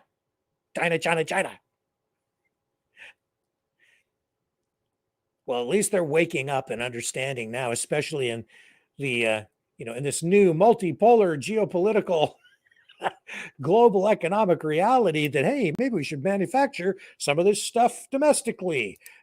Not a bad idea. Let's bring the manufacturing back. That's how you get the jobs. Stop outsourcing everything to other countries. But now people who are going to the dealerships to buy these EVs no longer can take advantage of the $7,500 or better kickback from the government to buy the EVs that aren't selling anyway because people don't want them because they're not price competitive with gasoline powered vehicles. And the problem is so pronounced that we've seen just within the last month or so car dealers across the country writing an open letter to the President of the United States asking him to tap the brakes on the electrification of the auto industry because the electric vehicles aren't selling. They're sitting on the lots at the dealerships, and those dealers buy those vehicles outright. They own them. That's the way the dealer networks work. So they're sitting there, not selling, and the dealers don't know what to do. So they're telling Biden, hey, man, we need more time to build this whole thing out. Slow it down. And in Canada, with these new quotas coming in, this is an economic disaster just waiting to happen. And you can see even articles like this one. This is from Inside EVs. So this is a publication that focuses on electric vehicles specifically. And they're right here. America's car dealers want to slow down on EVs, but for who exactly? Well, it's because they can't sell them. It says it's no great secret that on the whole, America's car dealers aren't exactly thrilled about selling electric vehicles. That's been true for almost 2 decades now. But even with the ups and downs that the EV market has had in 2023, that dealer trepidation doesn't square with all the trends that point to a largely electrified new car future just around the corner. And this is an opinion piece. And he's kind of criticizing, I think, the dealers for taking this stance, but I don't blame them one darn bit. It's not really their fault. Dealers really literally respond to consumer demand, right? And to government regulations, government pressures and subsidies and incentive programs and so on. And so there was a lot of hype around EVs going back, especially a year ago, 2 years ago. Oh, they're really coming online now. They're really selling. Again, this is what you need to do. So the dealers did buy up inventory and they can't move it. This is a big problem. And the dealers don't really make anything, not very much, if anything, on the sale of new cars. I don't know if people realize that or not, but the margins are extremely thin on new vehicle sales. The dealers don't make that much on the actual car. You know where they make the money? Financing over the long run and service over the long run.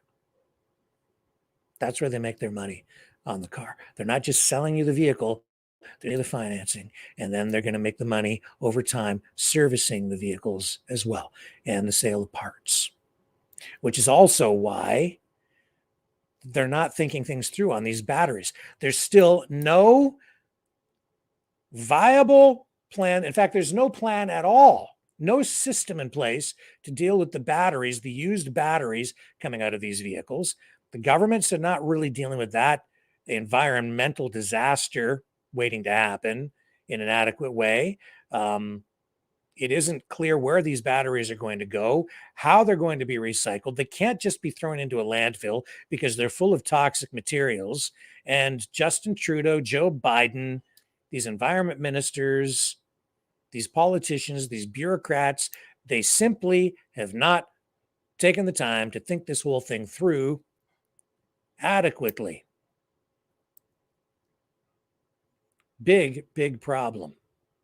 And in addition to that, if you need to replace a battery, as we reported on the program the other night, some of these cars, only just a few years old and just coming out of warranty, vehicle owners are finding that they are having problems and they need to replace the batteries. And we've seen guys go into dealerships say, this thing isn't charging anymore. They get diagnosed, they get charged as much as $500 for a mechanic or technician to figure out what's wrong. They're then told that they have to replace the battery on their vehicle. And some of these owners have been told it will cost as much as $50,000 to $60,000 to replace the batteries. As a result, people are scrapping their vehicles rather than fix them, because the vehicles, even after just a few years of use, are worth even, maybe half that if you're lucky. One guy got $1,000 scrap for his car that was only, I think, about 4 years old. He wasn't going to spend 60 grand on a battery. And this isn't a new problem. This has been ongoing. This is a video from, I believe, just 2 years ago? Posted a couple of years ago. Yeah, 2021. This is a guy in Finland. Check this out. He had a Tesla. Same kind of problem. Told if you had a problem with the battery, took it to a dealer, a service depot. And by the way, you're not allowed to work on your own Tesla, It voids the warranty or whatever. So they only want authorized Tesla service centers servicing your vehicle. So it's a different deal than if you buy another model of electric vehicle. Well, this guy in Finland, rather than spend $22,000 or $23,000 on a new battery for his Tesla, he decided to blow it up. This is what that looked like. Just thought you might appreciate this. This is he hired a video production company to produce this video of him blowing up his Tesla rather than repair it. And that vehicle also only a few years old.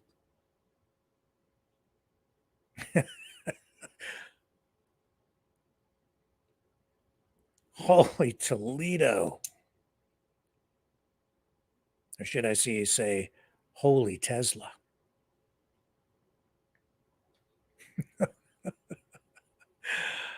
Oh, ouch. And, those things, even a few years ago, they're not cheap to buy. Oh, you got to cry. You just got to have you crying. But he did get well over 2 million views on that video. So if monetized, he's probably doing okay.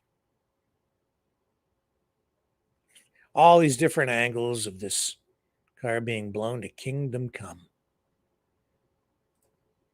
Wow. Not much left of it.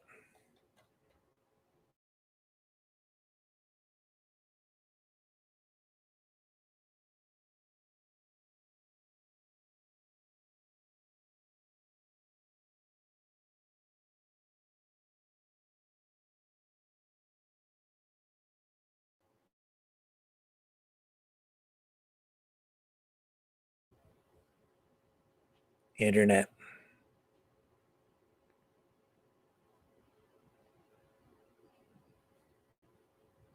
Sorry about the freezing on the internet again, folks. I see that we froze up.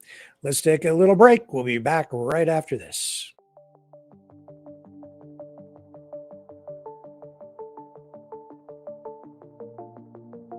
Greetings, brave Mavericks. Our quest for truth continues. We go beyond fake news. Together we expose propaganda. Together we pull others out of rabbit holes. We are maverick thinkers. We are all unique individuals, defenders of individual rights and freedoms, credible, trusted, grounded in reality. Maverick News, Maverick News.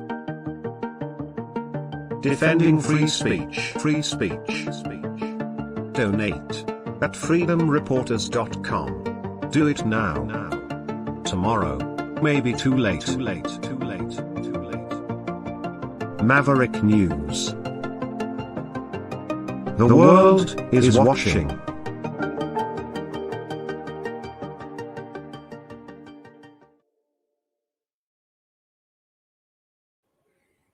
I'm back.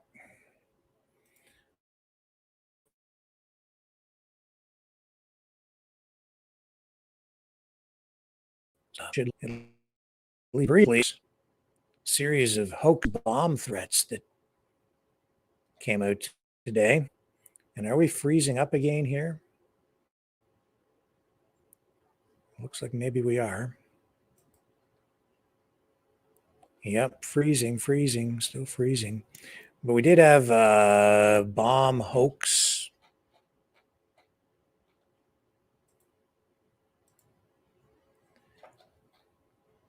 A series of bomb threats in at least 5 state capitals where people were evacuated, according to state officials and law enforcement. However, the information I have, at least the most up-to-date information I have here, is in each of these cases, no explosives have been found. In Kentucky, Mississippi, Michigan, police there, and in Montana.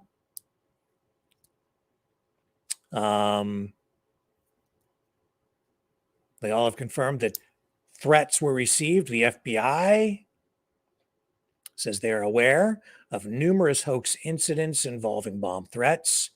They say they take these kinds of threats very seriously because it puts innocent people at risk.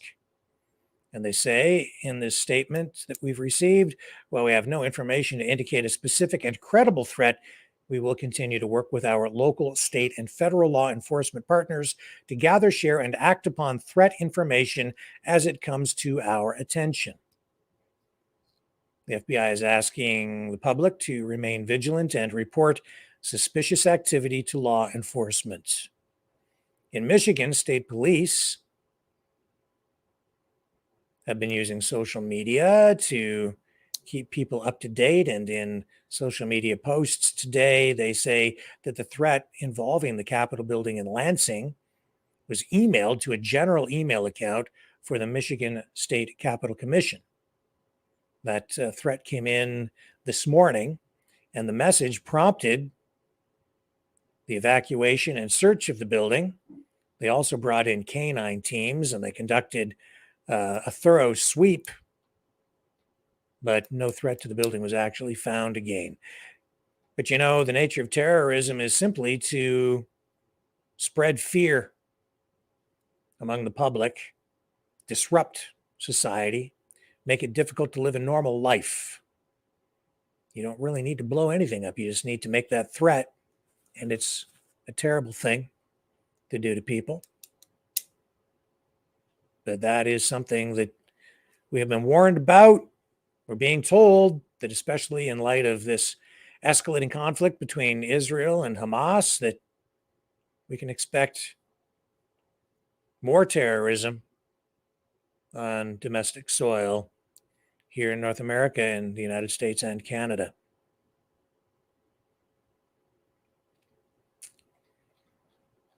So we'll continue to watch this as well. We're also seeing these swatting incidents in many places. I think Marjorie Taylor Greene was just swatted again. And that's also a dangerous thing. I'm told that even George Soros was swatted.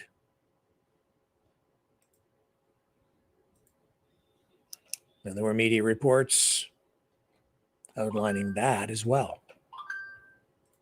Shouldn't do those kinds of things.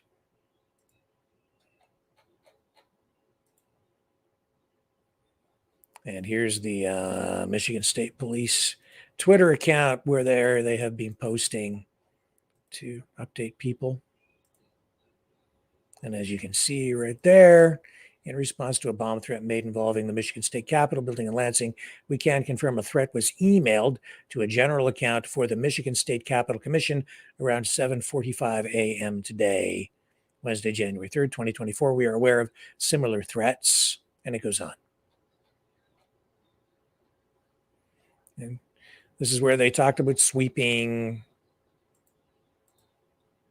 the area, the building. No explosives found. Elon Musk, always active on his own platform, X, and posted this today. And I just took note of it. I don't know how newsworthy it is, but we'll make it news.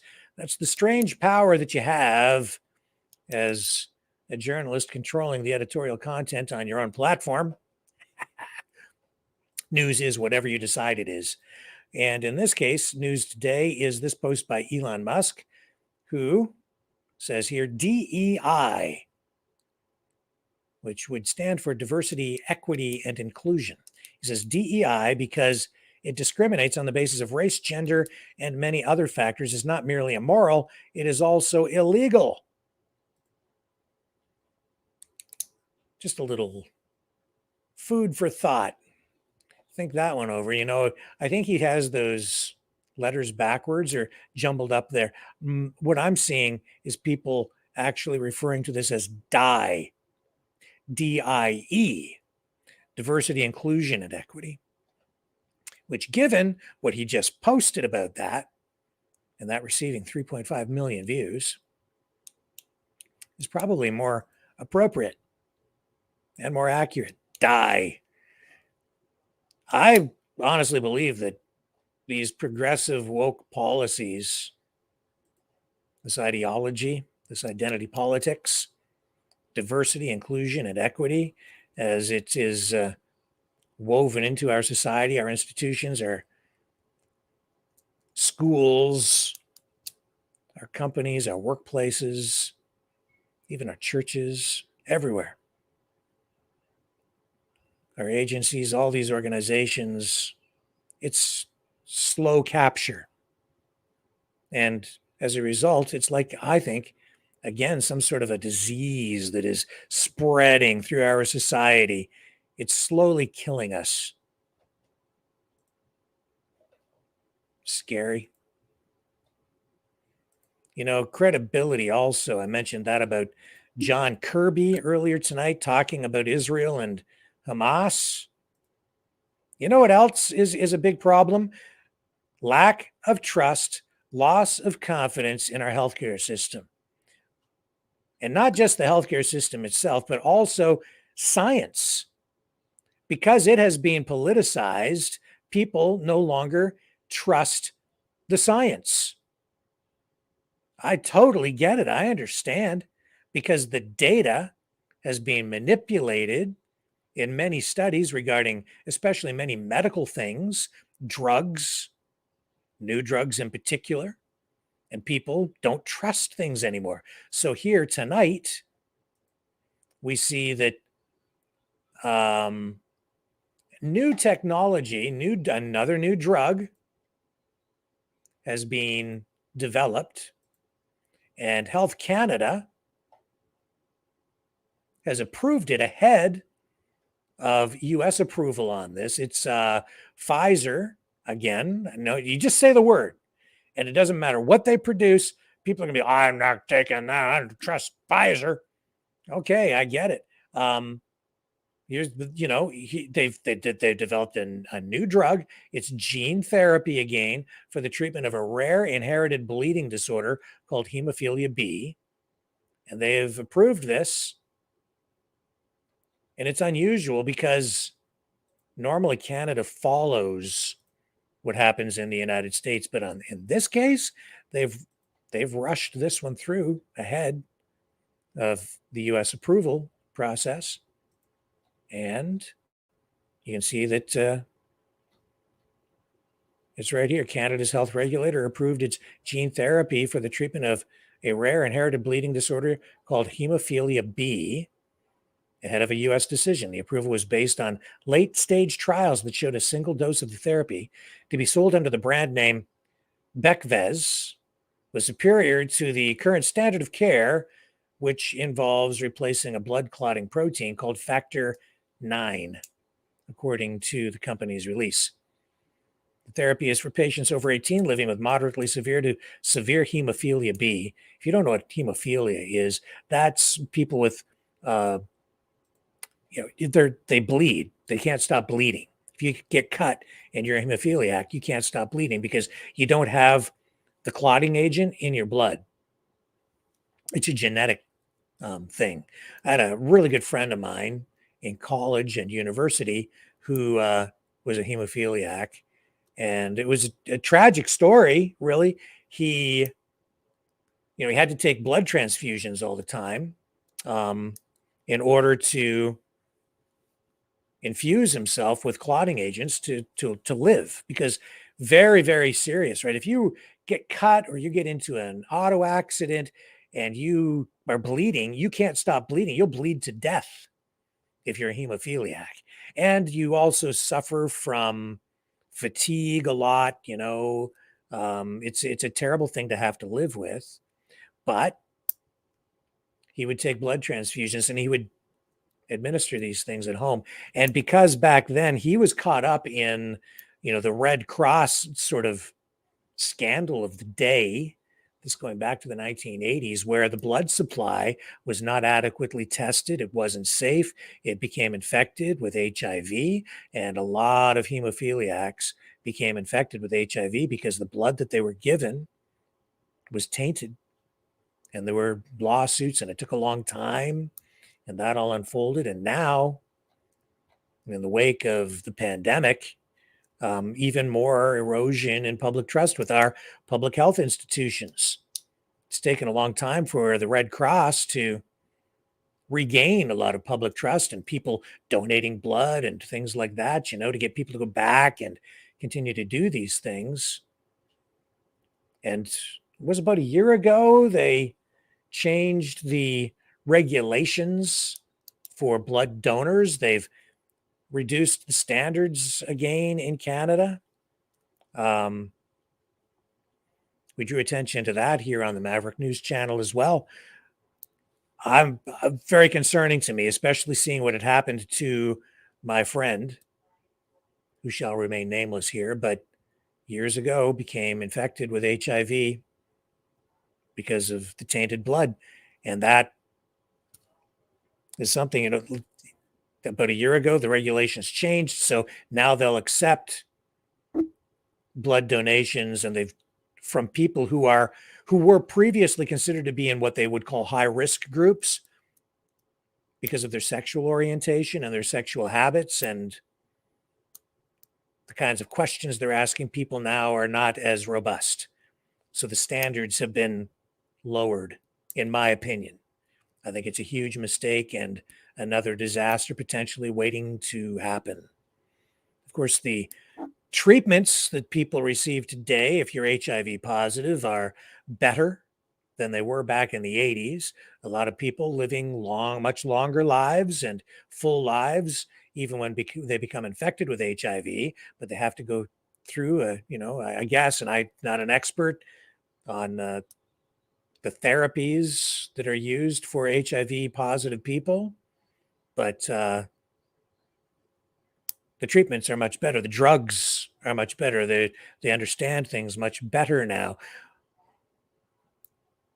But the problem now is that it doesn't matter what happens, people simply don't trust anything that's being said anymore. You could have a doctor stand up and say, the sky is blue. And people go, no, it isn't. I don't trust him. I don't think it is. I think it's gray. It's off. It's orange and he's lying. You can have a scientist step up and say, here's a new drug and this will cure cancer.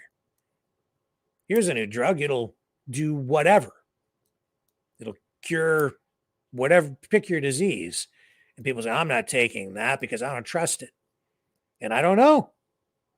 I'm with you. Like, because they've undermined the integrity of science in order to promote political objectives or other politically related objectives, they've undermined public trust, man. You cannot do that with people.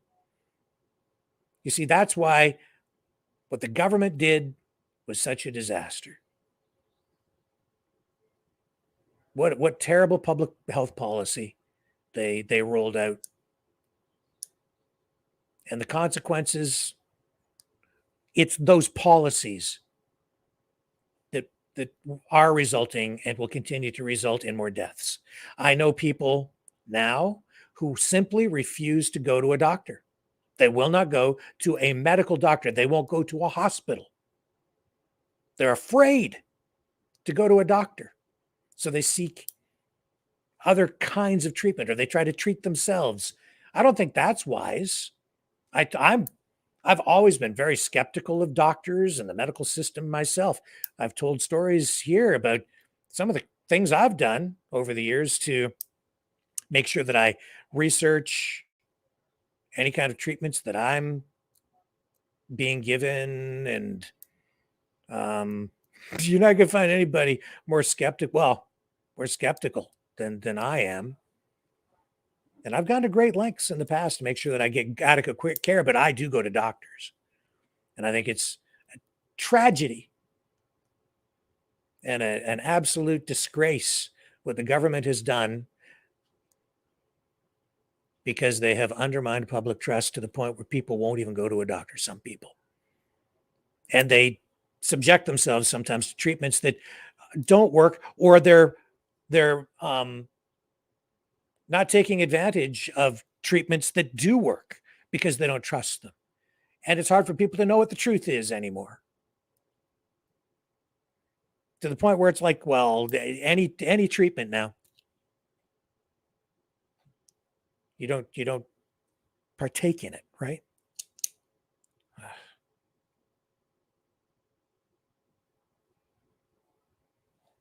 So I don't know. Just gonna take a look here. I'll be right back. We're gonna check our newswire and make sure we're up to date on what's going on here. And I'll see if any of this Epstein stuff is coming down the pike yet. So don't go away. I'll be right back. Hello, world. Are you awake?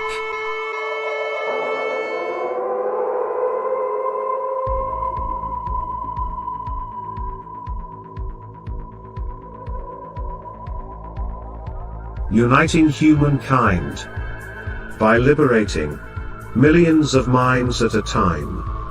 Maverick News. The world is watching.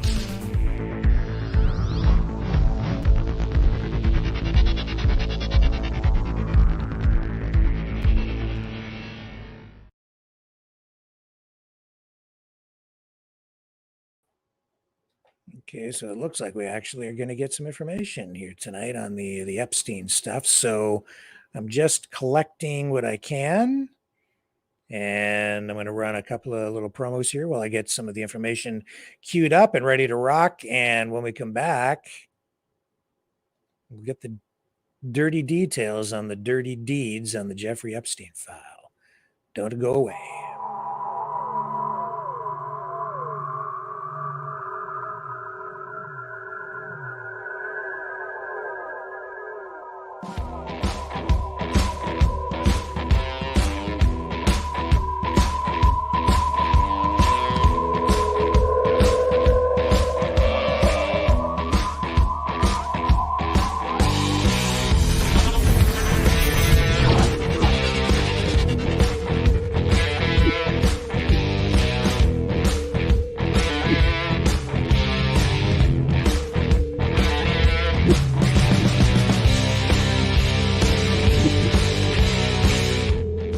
Maverick News. The world is watching.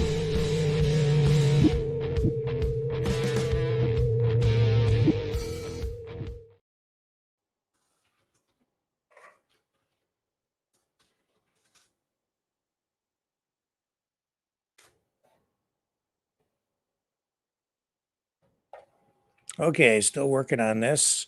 Almost there.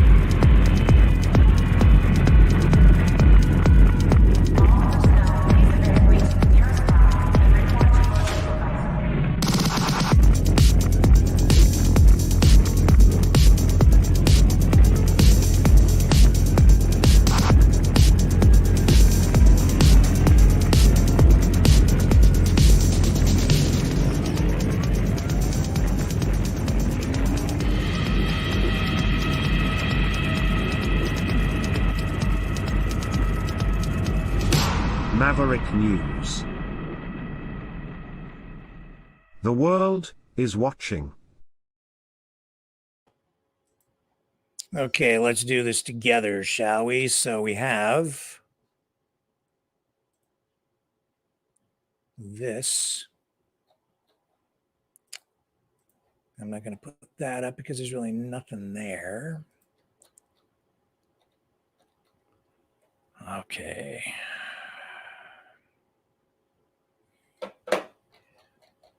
Lots of stuff coming in here. We've got some info on where we're at. So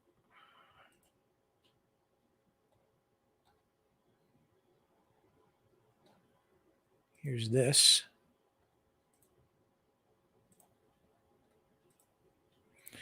I suspect this is going to be a little difficult to navigate through, but we will do this together. So we've got plaintiff's motion to compel defendant to answer deposition questions.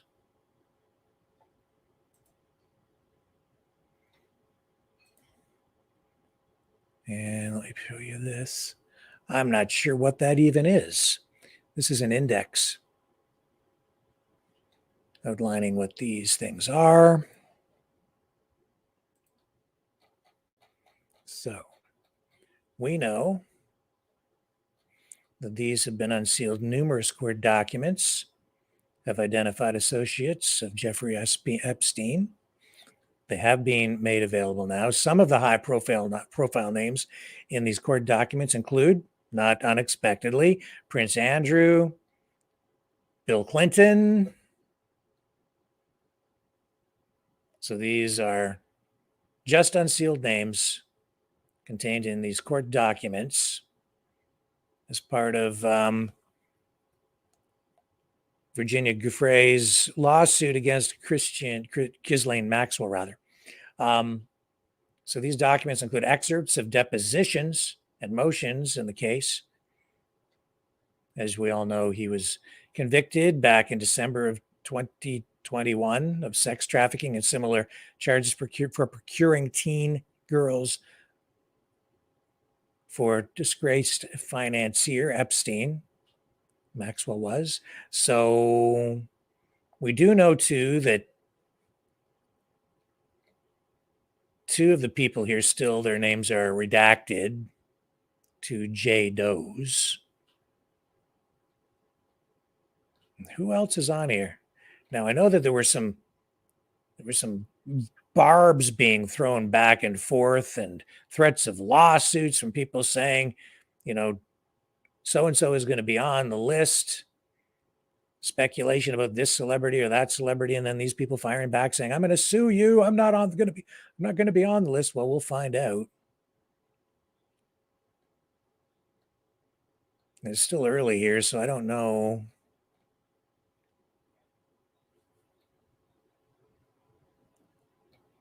where we're at with the actual list of names. So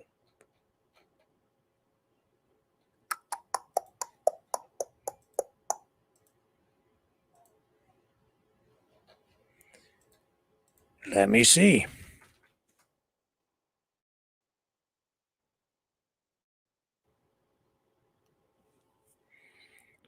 Here's something that I can send over, and let's see what this is.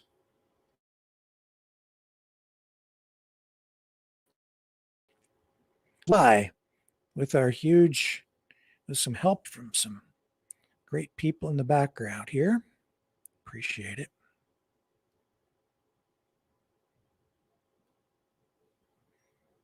Here we go.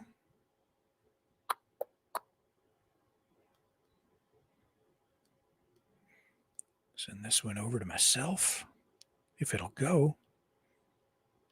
I don't want that. I don't want that. I want this. Come on, send. It's not working. My apologies.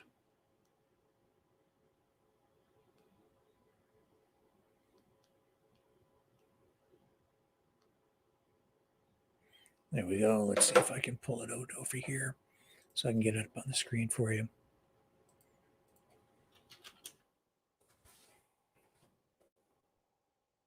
Breaking news.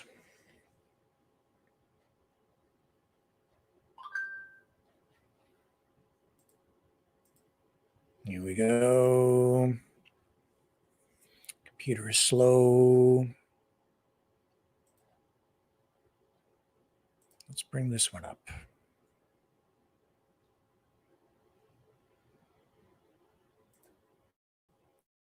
Okay, this already. All right, let's look at this court document. See what it says.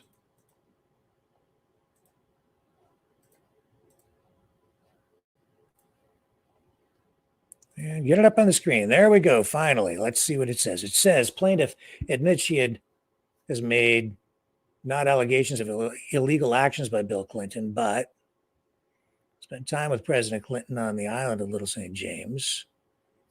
This is Gouffre. On one occasion, she adds Epstein did invite two young brunettes to dinner, which he gave on the Caribbean island for Mr. Clinton shortly after he left office. But as far as she knows, the ex-president did not take the bait. I'd have been about 17 at the time, she says. I flew to the Caribbean with Jeffrey, and then Ghislaine Maxwell went to pick up Bill in a huge black helicopter that Jeffrey bought her. Wow. Here's a helicopter. Different life, man. Totally different world. She'd always wanted to fly, and Jeffrey paid for her to take lessons. And I remember she was very excited because she got her license around the first year we met. I used to get frightened flying with her, but Bill had the Secret Service with him, and I remember him talking about what a good job she did. I only met Bill twice, but Jeffrey told me they were good friends. We all dined together that night. Let's get into the nitty gritty, shall we? Ghislaine was at Bill's left, and at the left of Ghislaine, there were two olive-skinned brunettes who had flown in with us from New York. I'd never met them before. I'd say they were no older than 17, very innocent looking. They weren't there for me. They weren't there for Jeffrey or Ghislaine because I was there to have sex with Jeffrey on the trip. Maybe Jeffrey thought they would entertain Bill, but I saw no evidence that he was interested in them. He and Jeffrey and Ghislaine seemed to have a very good relationship. Bill was very funny. He made me laugh a few times, and he and Jeffrey and Ghislaine told blokey jokes, and the brunettes listened politely and giggled. After dinner, I gave Jeffrey an erotic massage. I don't remember seeing Bill again on the trip, but I assume Ghislaine flew him back. So no allegations here of criminal activity or anything illegal from Clinton. It says here, each and every part of plaintiff's claims regarding President Clinton has conclusively been proven false. Former FBI Director Louis Frey submitted a report wherein he concluded that President Clinton did not, in fact, travel to, nor was he present on, Little St. James Island between January 1st 2001, January 1st, 2003.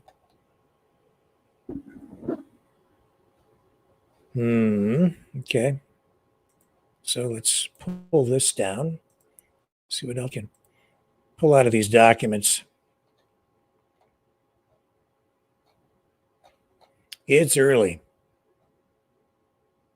I don't think there's been enough time here to assess any of this really properly. And we already put this one up.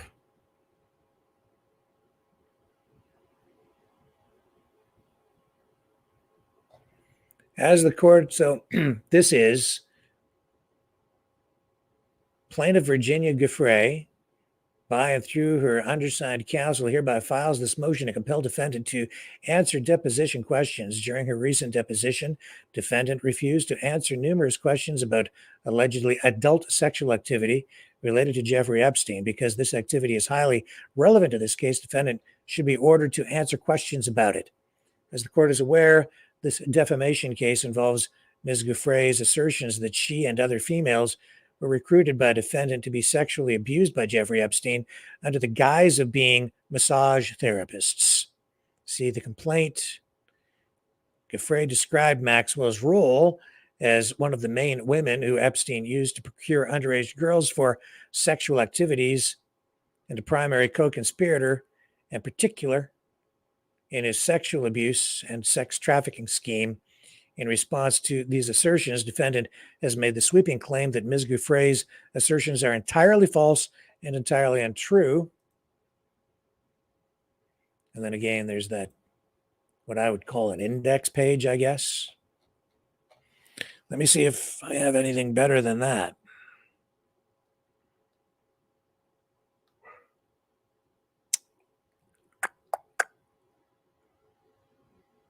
Anything better? Hang on.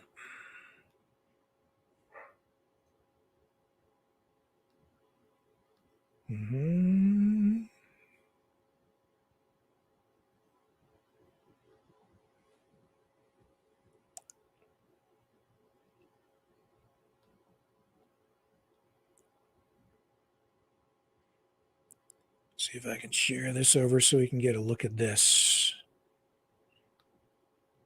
Got a few people sending me material. Thank you to everybody doing that. Thank you, Lori. You're sending stuff here too. I see that. Thank you.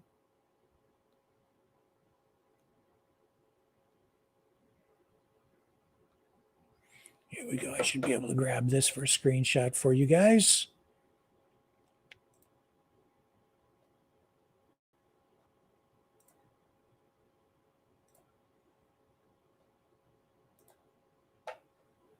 Hopefully this gets us, this looks like the same stuff again.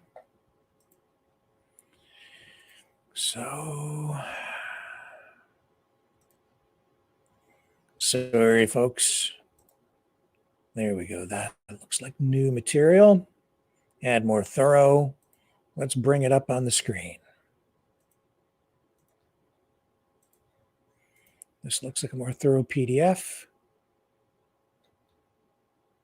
I think this might be the stuff that I posted yesterday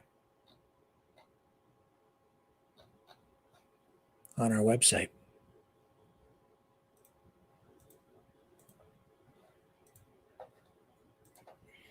And you can still get that batch of documents on our website. Just go to mavericknews.ca, go to stories, and you'll find the Epstein story from yesterday with all these documents there. Yeah. This is different. Are you able to see this here? Up on the screen, what are we looking at here?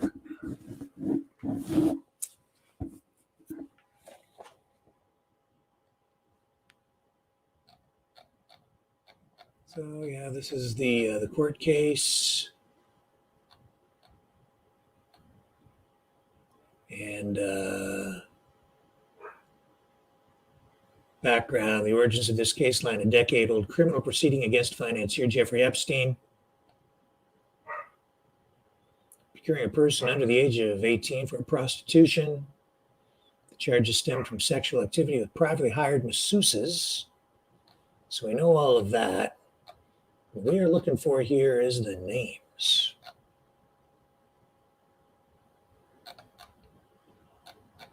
Discussion.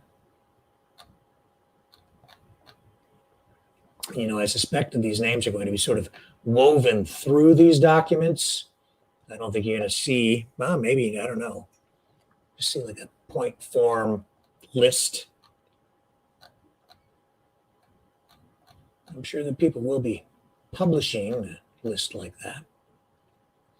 And I'd say the race is on right now to get a report said there where this information is reportable.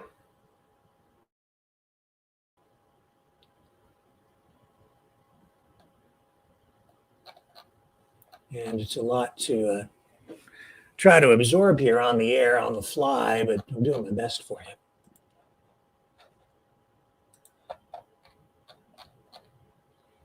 And the computer's trying to catch up so we can continue to look at this document.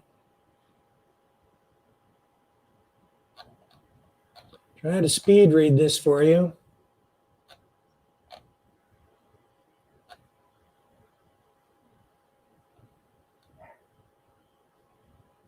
And it's actually Jane Doe's engaged in sexual activities or material impertinent.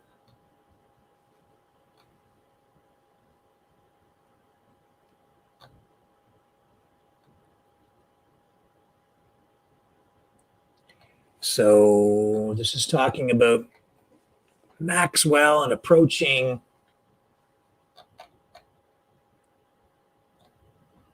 was involved in sexual abuse and sex trafficking scheme created by Epstein.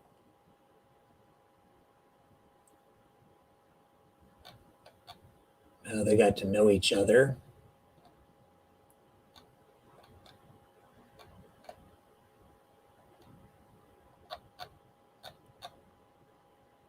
Keep on scrolling, keep on looking. Is there anything new in here at all?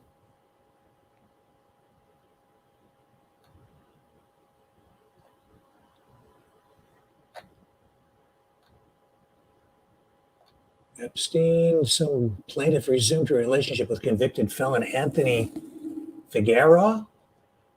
How do you pronounce his name? Figueroa? I don't know who he is. In spring 2001, while living with hostage, plaintiff lied, cheated on him with a high school boyfriend. There's so much information in here.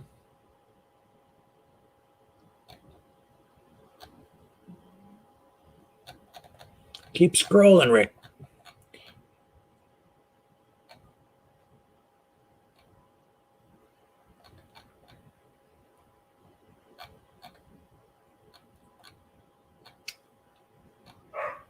And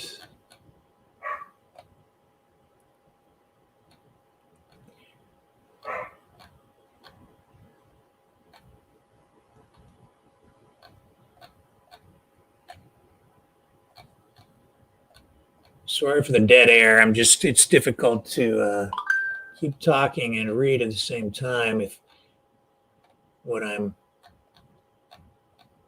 reading is not something that I want to verbalize. Statement on behalf of Ghislaine Maxwell. This is all between them, Maxwell and Dufresne. And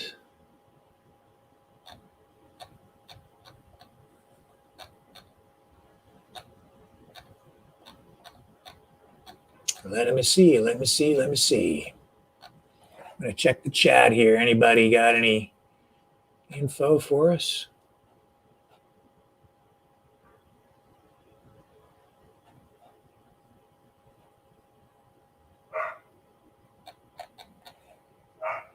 Okay.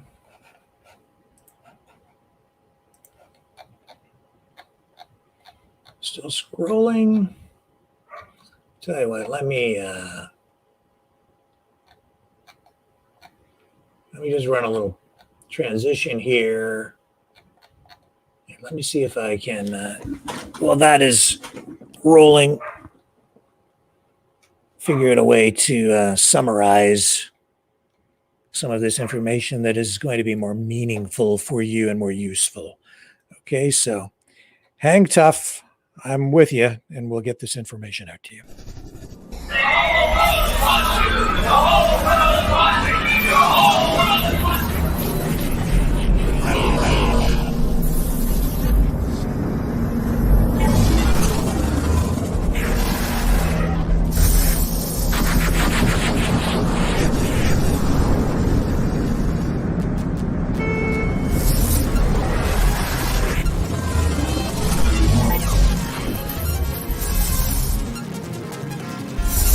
Maverick News. The world is watching.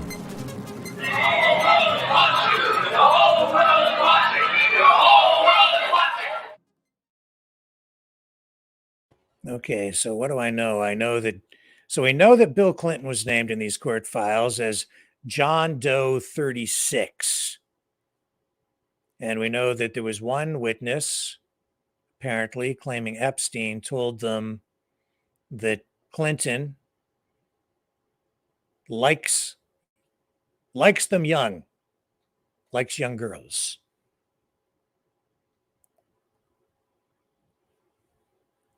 So there's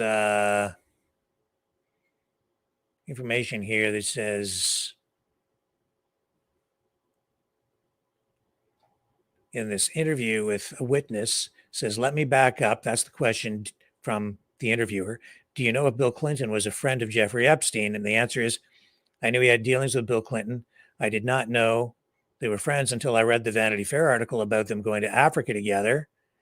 Did Jeffrey ever talk to you about Bill Clinton? And the answer, he said one time that Clinton likes them young, referring to girls. Then more information here about Prince Andrew.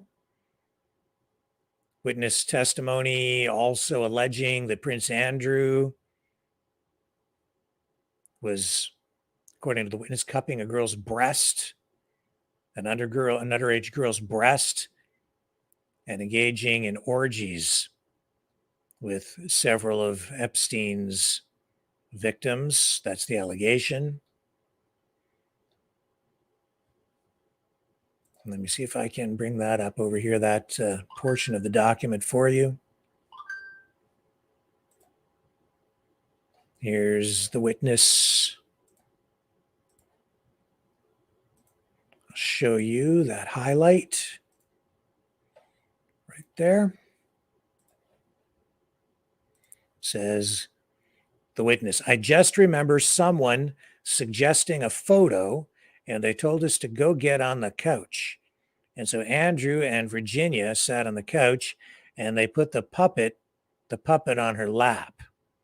And so then I sat on Andrew's lap, and I believe on my own volition, and they took the puppet's hands and put it on Virginia's breast. And so Andrew put his on mine.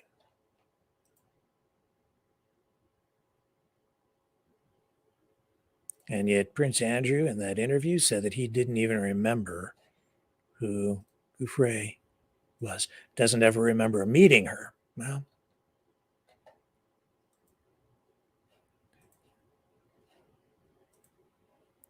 pretty embarrassing stuff. So yeah, Prince Andrew, according to these eyewitness testimonies, people involved there say that Prince Andrew had an orgy with numerous underage girls on Epstein's private island. And people were never supposed to find out about that.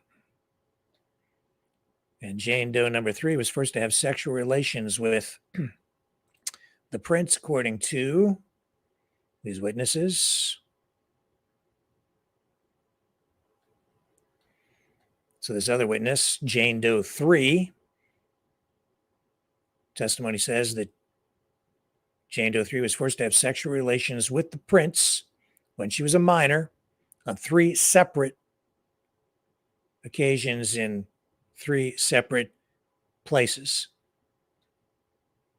in London at Ghislaine Maxwell's apartment in New York, and on Epstein's private island in the U.S. Virgin Islands, in an orgy with numerous other underage girls, it says. And here's another snapshot for you.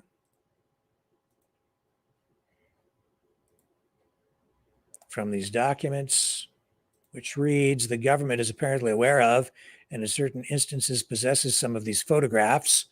Perhaps even more important to her role in Epstein's sexual abuse ring, Maxwell had direct connections to other powerful individuals with whom she could connect Epstein. For instance, one such powerful individual Epstein forced Jane Doe number 3 to have sexual relations with was a member of the British royal family, Prince Andrew, aka Duke of York. Jane Doe number 3 was forced to have sexual relations with this prince when she was a minor in 3 separate geographical locations: in London at Ghislaine Maxwell's apartment, in New York, and on Epstein's private island in the U.S. Virgin Islands, in an orgy with numerous other underage girls. Epstein instructed Jane Doe number 3 that she was to give the prince whatever he demanded, and required Jane Doe number 3 to report back to him on the details of the sexual abuse. Maxwell facilitated Prince Andrew's acts of sexual abuse by acting as a madam for Epstein, thereby assisting in internationally trafficking Jane Doe number 3 and numerous other young girls for sexual purposes.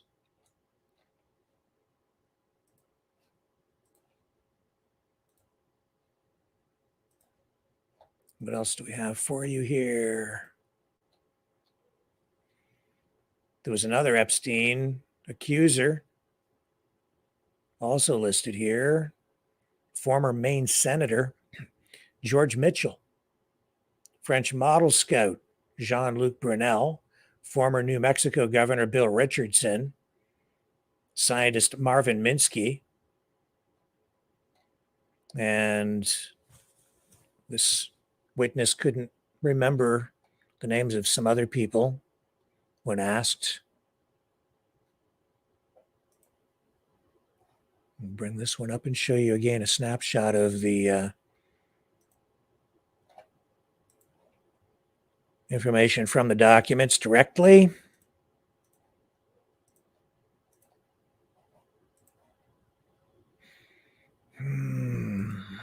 So there's some, I think those are new names, not previously known. By Ms. Menninger. Okay. Name the other politically connected and financially powerful people that Ghislaine Maxwell told you to go have sex with. Answer, again, going to tell you they. And then it goes on, it says, because that's how it went. They instructed me to go to George Mitchell, Jean-Luc Brunel, Bill Richardson, another prince that I don't know his name, a guy that owns a hotel, a really large hotel chain. I can't remember which hotel it was, Marvin Minsky. There was, another foreign president. I can't remember his name. He was Spanish. There's a whole bunch of them that it's hard for me to remember all of them. I was told to do something by these people constantly, my whole life revolved around just pleasing these men and keeping Ghislaine and Jeffrey happy. Their whole entire lives revolved around sex. They call massages sex. They call modeling sex. You can see that this was a whole different world for these guys. Let me see what else I can dig up here for you.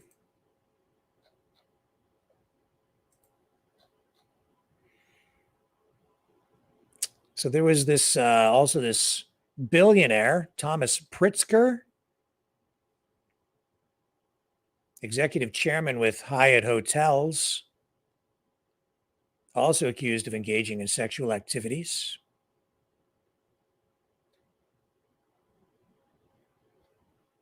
On the island, I guess, or at these different locations.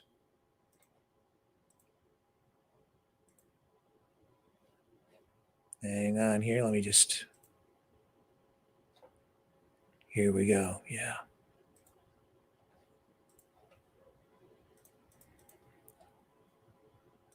So this is the screenshot now of the document making reference to this billionaire from the Hyatt hotel chain. Question: how many times you have sex with Tom Pritzker? Do you know what that question means? Answer: I believe so. All right. And what is the answer to that question? Answer: I believe I was with Tom once.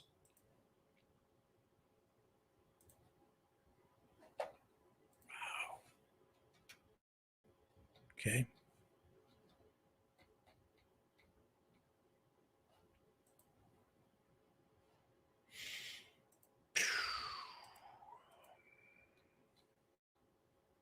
Notably, witness testimony also noted that, what's this say? Okay, so here we're getting into Donald Trump stuff. What are they saying about Trump? Now, I showed you documents yesterday that indicated that would seem to exonerate Trump of any wrongdoing. Is that what these documents reinforce or contradict? Yeah, this is what I said yesterday, and this is exactly what I had reported earlier and showed you in those other. Trump, the witness referred to yesterday, said never actually saw Trump on the island.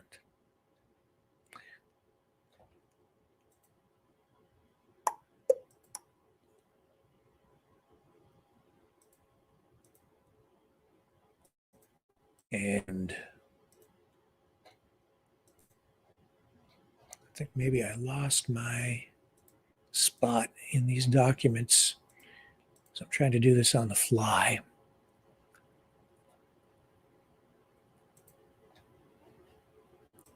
My apologies.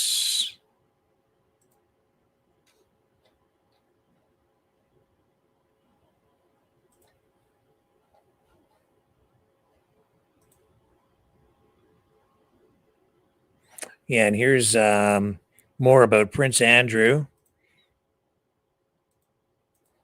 Another screenshot here for you. This witness making reference to the encounter with Prince Andrew. It says the witness, I just remember someone suggesting a photo and they told us to go get on the couch. Oh, no, we already did that. Okay.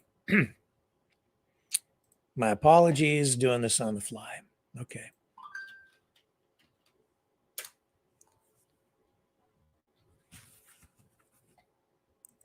This is pretty damning stuff for some of these people.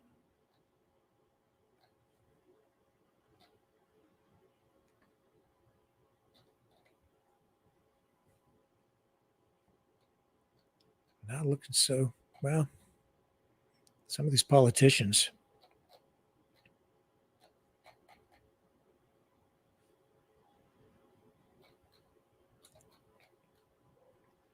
Who else is implicated in this? So yeah, Trump. Did you ever see Trump at Jeffrey's home? Not that I can remember. On his island? No, not that I can remember. In New Mexico? No, not that I can remember. In New York? Not that I can remember. All right. If you could turn to the second page and read through those, and that's how far that went.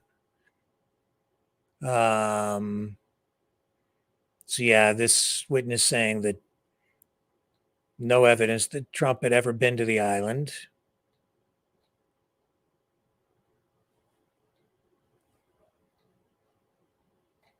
Over 900 pages here in this document that we're going through tonight.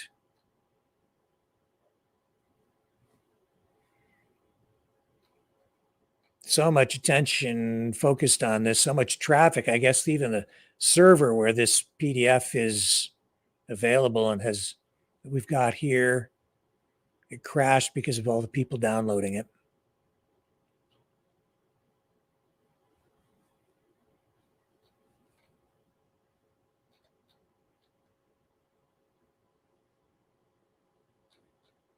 and allegations here as well coming from some people, including, I think, even Alex Jones, like I said yesterday, that there's other information, other evidence that is being sort of hidden at this point, suppressed, specifically videotapes.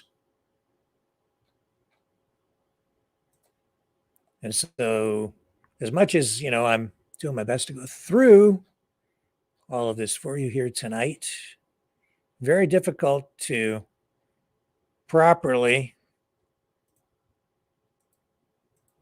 evaluate all of this because we're dealing with well over 900 pages.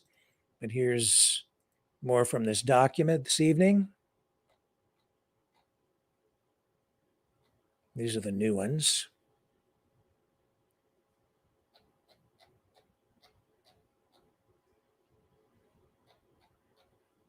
So yes, and what I will do, folks, is if you would like to get your hands on this, I will post it on our website again at mavericknews.ca.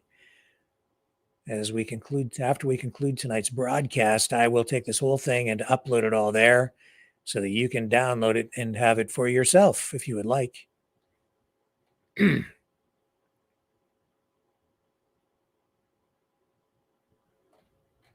What is this exchange here? Farmer Jaffe, Weissing, Edwards, Feisto, Lehman, PL. And question. I'm asking if they performed sexual acts. And there's a Mr. Bagliuca, object of the Foreman Foundation. Question. Did any of the massage therapists who were at the home perform sexual acts for Jeffrey Epstein? Answer. I don't know what you mean by sexual acts. Question. Did any of the massage therapists who were working at the home perform sexual acts, including touching the breasts, touching the vaginal area, being touched while Jeffrey is masturbating, having intercourse, any of those things? Mr. Pagliuca, objection. Foreman Foundation. To the extent any of this is asking for, to your knowledge, any consensual sex act that may or may not have involved you, I'm instructing you not to answer the question. Question, I'm not asking about consensual sex. I'm asking whether any of the massage therapists performed sexual acts for Mr. Epstein, as I have just described. Answer, I have never seen anybody have sexual intercourse with Jeffrey ever. Question, I'm not asking about sexual intercourse. I'm asking about any sexual act, touching of the breast. Did you ever see? Can you read back the question? Answer, I'm not addressing any questions about consensual adult sex. If you want to talk about what the subject matter, which is defamation and lying, Virginia Roberts, that you and Virginia Roberts are participating in perpetuating her lies, I'm happy to address those. I never saw any inappropriate underage activities with Jeffrey ever. I'm not asking about underage. I'm asking about whether any of the masseuses that were at the home perform sexual acts for Jeffrey Epstein. I've just answered the question, it says. No, you haven't. It goes back and forth. This goes around in circles, this questioning.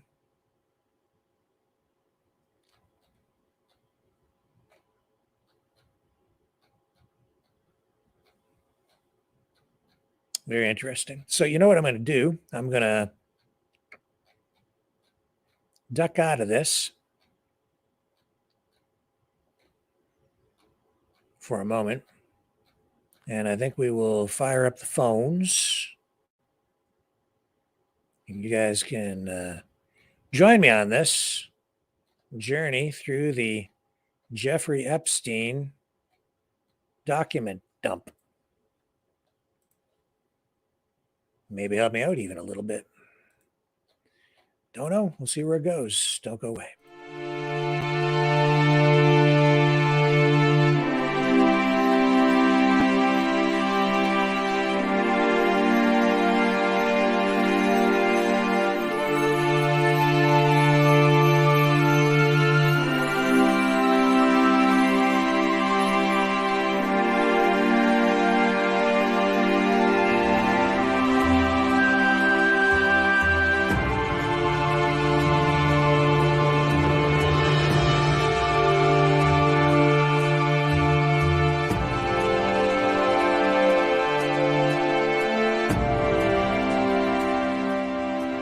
Maverick News.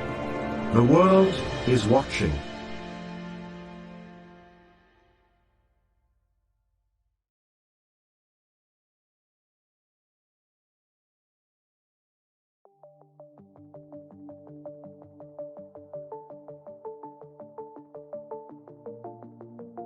Greetings, brave Mavericks. Our quest for truth continues.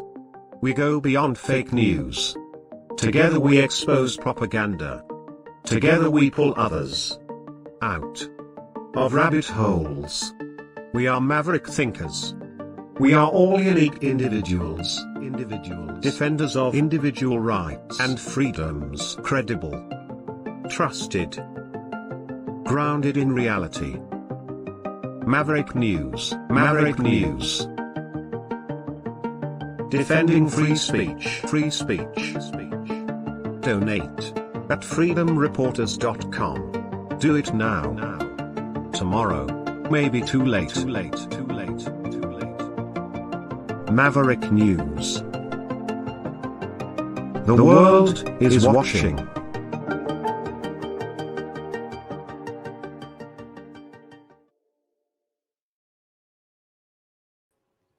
Okay, folks, almost there. Just in the process of getting everything set up here.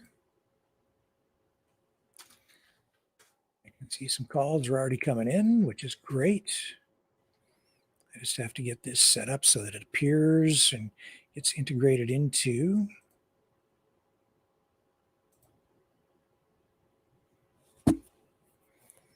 our system so that everything works.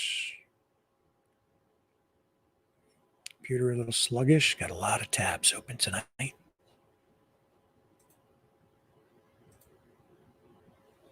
Gonna have to close some stuff down, I think.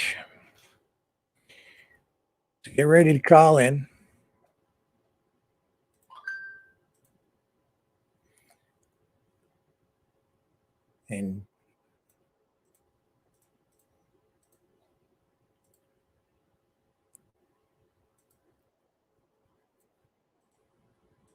And there we go. All right, I'm ready to rock here. I'll just throw the number up on the screen so you know what number to call. In fact, what I'll do is we'll run the call now promo. Here we go.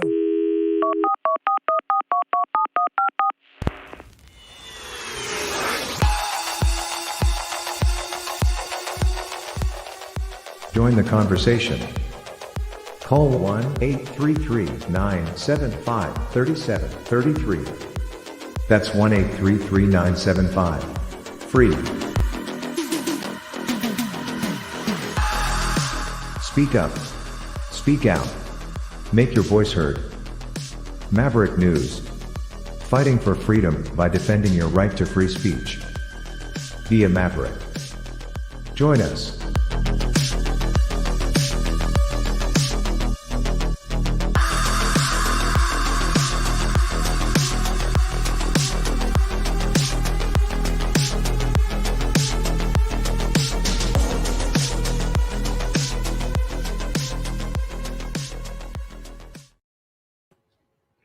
Okay, let's go to our first caller of the night.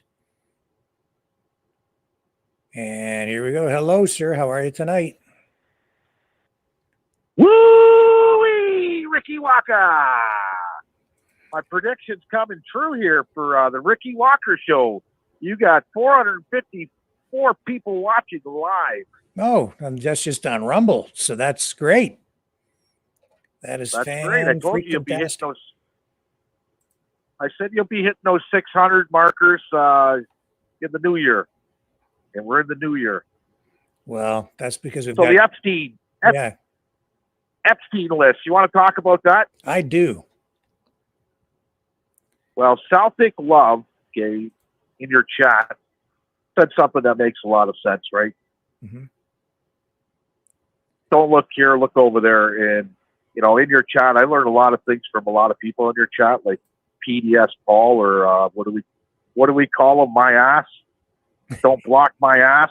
Uh-huh. Okay, that's his handle in the chat. Set up a link that Turkey, okay, just announced that they're pulling all their ships out of the Red Sea. So does Turkey know something that we don't? So back to Celtic, okay, first saying don't look over here, right? Yeah. Look over there. Yeah. Are we on the eve of something that we all know that's inevitable? So let's come out with the list. Yes. And, you know, I'm not really seeing, at least not yet, but over 900 pages, so there may be more to come, but I'm not seeing much new here yet. And there's still a lot more to come, but not a lot new here. These are all names really we've seen before, except for some of those sort of middle range politicians, mid-level. Yeah, well, for Bill Clinton to be there only for dinner, yeah, okay. This was a sex trafficking island. Yeah. Period. That's all it was. Okay, this is what they did. And they fed young girls to the fucking wolves. And they should all fucking hang for it, in my eyes. Yeah. You're not friends with yeah, you weren't there for fucking dinner, Bill. Yeah.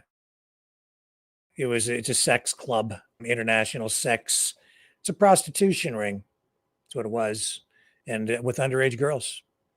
Right. Yeah. Right. And you know what? I watched Molly's game. Okay. Molly was a female poker host. Yeah. I don't know if you ever seen it. Okay. She ran some pretty tight games where it was $250,000 buy-ins for poker. Right. Yeah. And she ended up getting caught in the end. Right. So people pay memberships, okay, to go to these islands and play cards and do whatever. Right. Yep. The women, okay, they pay memberships, yearly memberships, be part of this fucking this clique, right? It's disgusting, buddy. It is. It makes me sick. Yes. And it's a whole different world, right? And when you know, that's why they've got it on the island.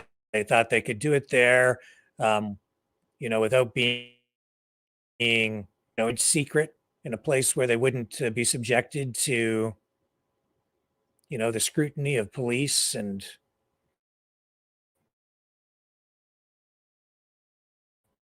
media and everything. Well, be any of the wiser. This is just the tip of the iceberg. Mm-hmm. Right. It's close to America. Okay. 10 minutes away on an airfare from fucking Florida to the Caribbean, right? Yeah. But it's the tip of the iceberg. Okay. You've got Peter Nygaard and his little fucking fantasy island that was going on there. Okay. What's happening in in countries where there's no extradition? Okay. It's 10 times worse than it is in America because they know they're not going to get caught. And if they do get caught, nothing's ever going to happen to them. And, you know, Prince Charles, or King Charles now, holding that emergency meeting tonight. I suspect it may be about more than just these public calls for him to step down as king and hand the crown to his son. With these names coming out, I'm thinking it might have something to do with this. You know what? I don't know what to make of the royal family. Okay, they're disgusting. They have been. Everything they have, they've looted from other countries for generations. Okay. As for handing it down to, you know, the only one that I really like really is Prince Harry. He broke away from it. Okay, and they're as racist as can be. And what did he do? He married a half black girl and has kids with her. Okay, he went against the royal family, so he don't want anything to do with it. So he'll never be king, even if they asked him, begged him, come back, we'll make you king, we'll make her queen. It's not going to happen. You know, for his brother, he looks retarded anyways. I hate using that word, retarded, but he looks retarded. I don't So know. maybe King Charles, okay, is probably ready to go to war with Iran. Who knows? Well, look over here, folks. They just have, they're so, I mean, talk about privilege. They really do have all the privilege, right? They've got all the money and the power. Um, and they do have a job, and their job is really to, maintain the integrity of the nation and lead and keep people inspired and lead by example. And they engage in this kind of activity. It's decadent. It has been corrupt. It is sick.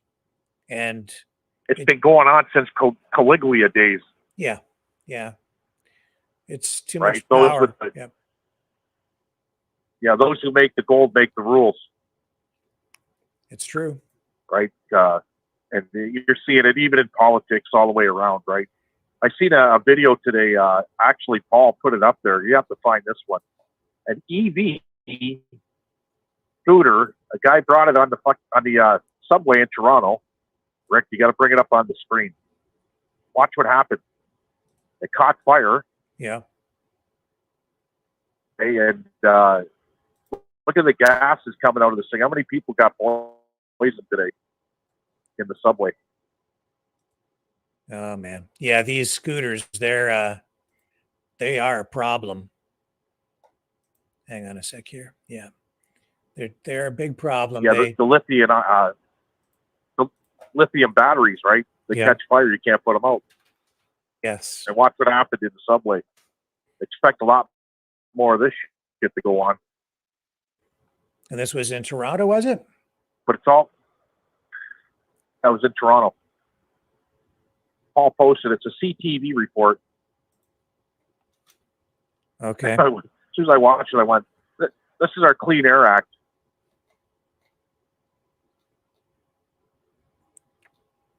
Yeah, I'm just also getting some other new information here about, I don't know how new it is, but other info about these documents, the Epstein documents. See if I can find the images from the subway Are fire. you going to save all the big names for later? Yeah, so here are some photos from the fire in the subway. I'll show you these and then we'll go back to the documents.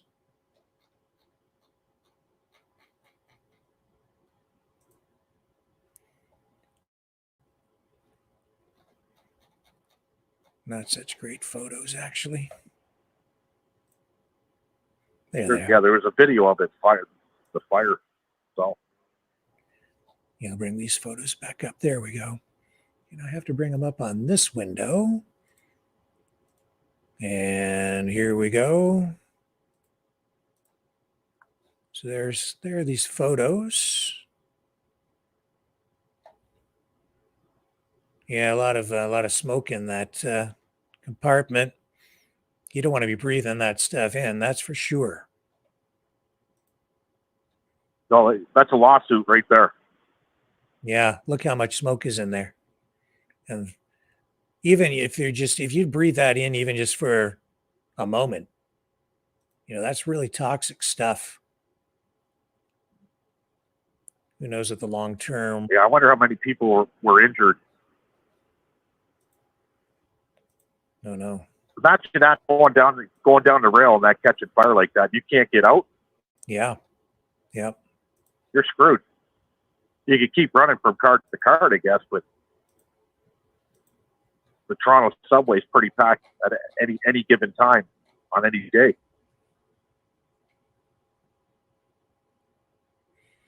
Yeah, this was actually on January 1st is when this fire occurred, eh? That's when it was, I believe, according to this, unless there was more than one. Yeah, this was on the 1st, January 1st. But pretty brutal. It is brutal. You know, and also the earthquake in Japan. Yeah, severe, really serious damage there. You're not hearing much of that on the news. It's pretty weird. Yeah. Maybe because it's not war.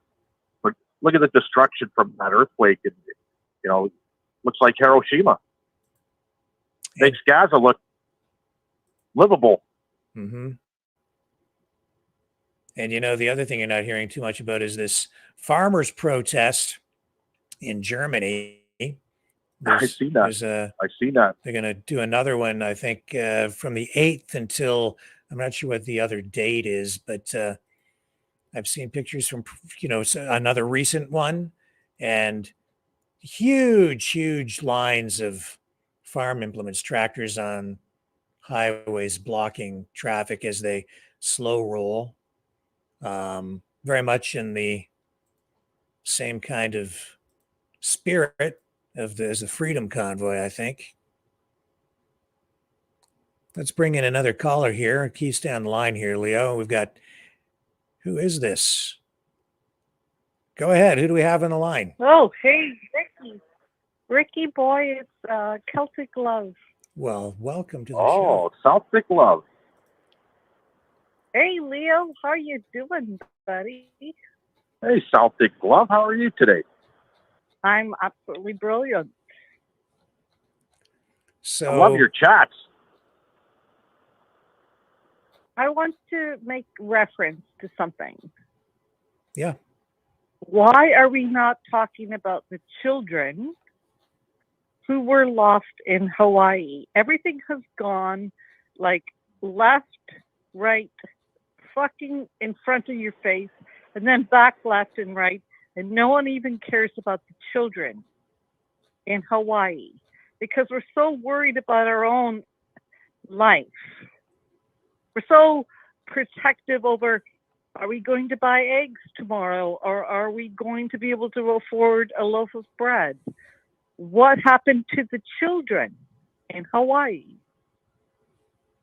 I don't think people have forgotten about the children. I think there's more stories moving faster. Yeah, but if we don't it's get just trying it, to keep up. Trying to keep up with everything that's going on. Fix it. If we don't get it, we can't fix it. I know you're not even hearing any news about Luhana. No, because they wanted to shut it down. They shut it down like 2 months ago. They went, oh, the war in the Middle East. No longer look at what's going on in Hawaii. The children are not accounted for. We are listening to this bullshit, and these not just the little children, a lot of babies people are being trafficked. I believe it. I can't sleep at night. I am so disgusted that all of us are so stupid to just like, oh, let's listen to this and we'll be okay. But we're not doing anything about it. I can't do it by myself. There's really nothing we can do about it. It's an American issue. Well, we can. We can say, wake up, people. What happened to the children? Wake up, government. Where did the kids go? Stop sitting around on our little fucking laurels, drinking our beer and our booze and whatever fat food you want to eat. But we have to seriously say, no, this can't happen. Well, I'll tell you what. Yep. You know, in response to what you're saying, Rick, I apologize. No, I'm really that's okay. upset. No, I understand. And you know what we can do is I'll dig into that story and find out what the latest information is and bring that to No, everyone because here tomorrow night. Rick, you are an investigational journalist, and I respect you for that. I know you. I followed you years ago when my kids were very young. I didn't follow you for a long time because I was too busy with my kids and hockey. Anyways, I would like to know what happened to the children because And no one you know is what's paying attention. you know what's pretty crazy, Celtic? I have an uncle who lives in What? Hawaii. I got an uncle who's married with kids who lives in Hawaii. He's a computer programmer, and we don't talk much anymore because he was for the jibbity jabbity. Okay, and he was all about Joe Biden and Trump was a dump, this and that, right? So he's my own uncle, and I don't. And we were really tight growing up. Okay, he's only 2 years older than me, and he wasn't just like my uncle. He was like my brother. But the divide happened, right? It happened over the jibbity jabs in politics, right? So he won't even talk to me about what's happening in Luana. Why do you think that is, Leo? I don't think anybody's. The people are trying to talk about it, but they're being shut down. I'm not hearing anything. I'm not Okay, getting but any you know live what? feeds. I'm not getting anything from them. I don't understand that, Leo, because people come from a soul. We're born with a soul. We are not born just of God. We are born with a soul. And if the soul is taken, then you're like a murderer, or you don't have a soul. But most of us are born with a soul. Mm-hmm. This has been a really crazy year for, if you look at it, for adolescents being killed throughout the world. You got the shit going on in Ukraine. You got the shit going on in Gaza. You got the shit going on in Hawaii. Okay, shit's going on everywhere, and it's a lot of adolescents that are victims. Yeah, but Leo, the shit is being run by people who are evil.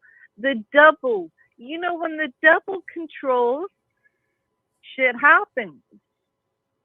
It's not a war from us people who live in our centered universe of, I would help a person yesterday. You go out, you have your website, you go out and help people all the time. I help people when I can. I don't go out too much because I have mobility issues. But at the same time, we can help each other. You know what I mean?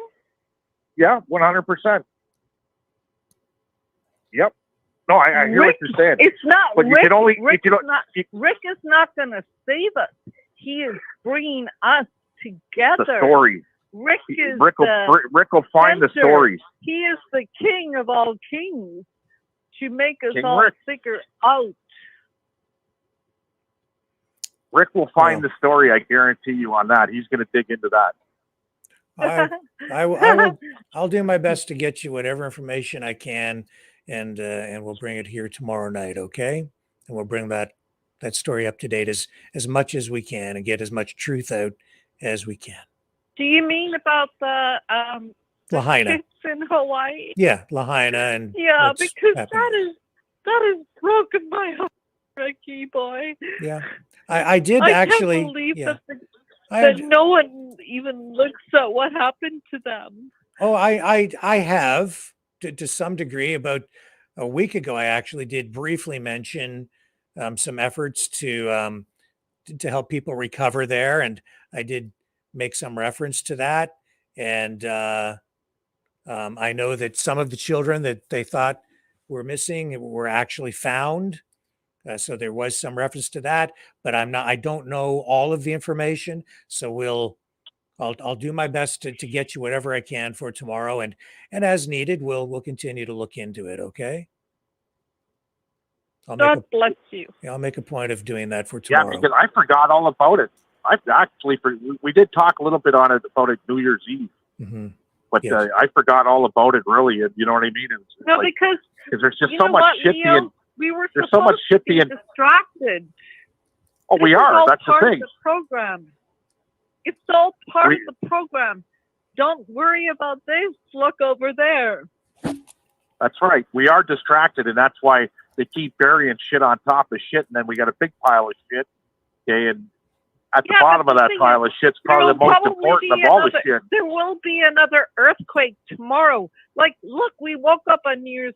What was it? New Year's? I think there was an earthquake in Japan. Right. Tomorrow there will be another earthquake.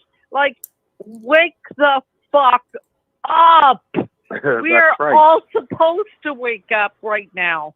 We're supposed to realize that we have been given the opportunity to live in this moment of existence and have the greatest life ever. The people in this chat are absolutely amazing. People that I can communicate with. I don't ever go into the chat like I do it sometimes. Mouth, you know, I have pissed you off because you can be pretty ugly sometimes. But I love you.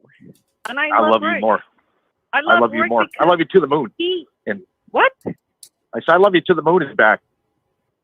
Yeah, well, I love you to the, you know, where you can find snakes that come up and strangle your neck.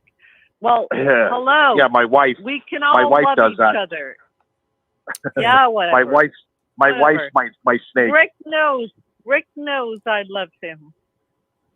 And you know, this is an important document dump tonight because it's just the beginning of what we hope will be, you know, greater disclosure on all of this and maybe expose some of these problems Rick, in a greater way. Nothing is going to be exposed. You do understand.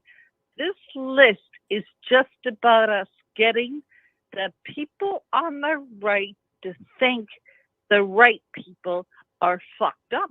This is all programmed. There is nobody. I'm on the fucking list because I went to that island. I'm on the list. I was a Google girl. I'm on the fucking list. So now I'm on the list. Yeah, I was a Google girl on Epstein's island. Come on. I don't know about that. Yeah. But we do have this question asked of this witness. Jeffrey Epstein never told you that he knowingly had sexual contact with an underage girl, correct? And Ms. McCauley, objection, that's a lawyer. The witness then says, when I asked him if the accusations were true, after I spoke with the police, he said yes, but they lied about their age. So she's saying, this witness, that Jeffrey Epstein admitted this to be true. Oops, I got to bring that back up. So there's that. Oh, no, Rick, you're a little confused about that. Am I? That's a little confused. Yeah. What do you mean? Okay, enlighten me. Because it's not fact-based. Like, if you look back into Epstein's history, you will see that he is connected to not only Prince Andrew, but Charles and the Queen. The Queen is the one they won't tell you about. She was also on Epstein Well, Island. we don't know that at all. And I'm not going to but entertain we don't that. because it's been redacted.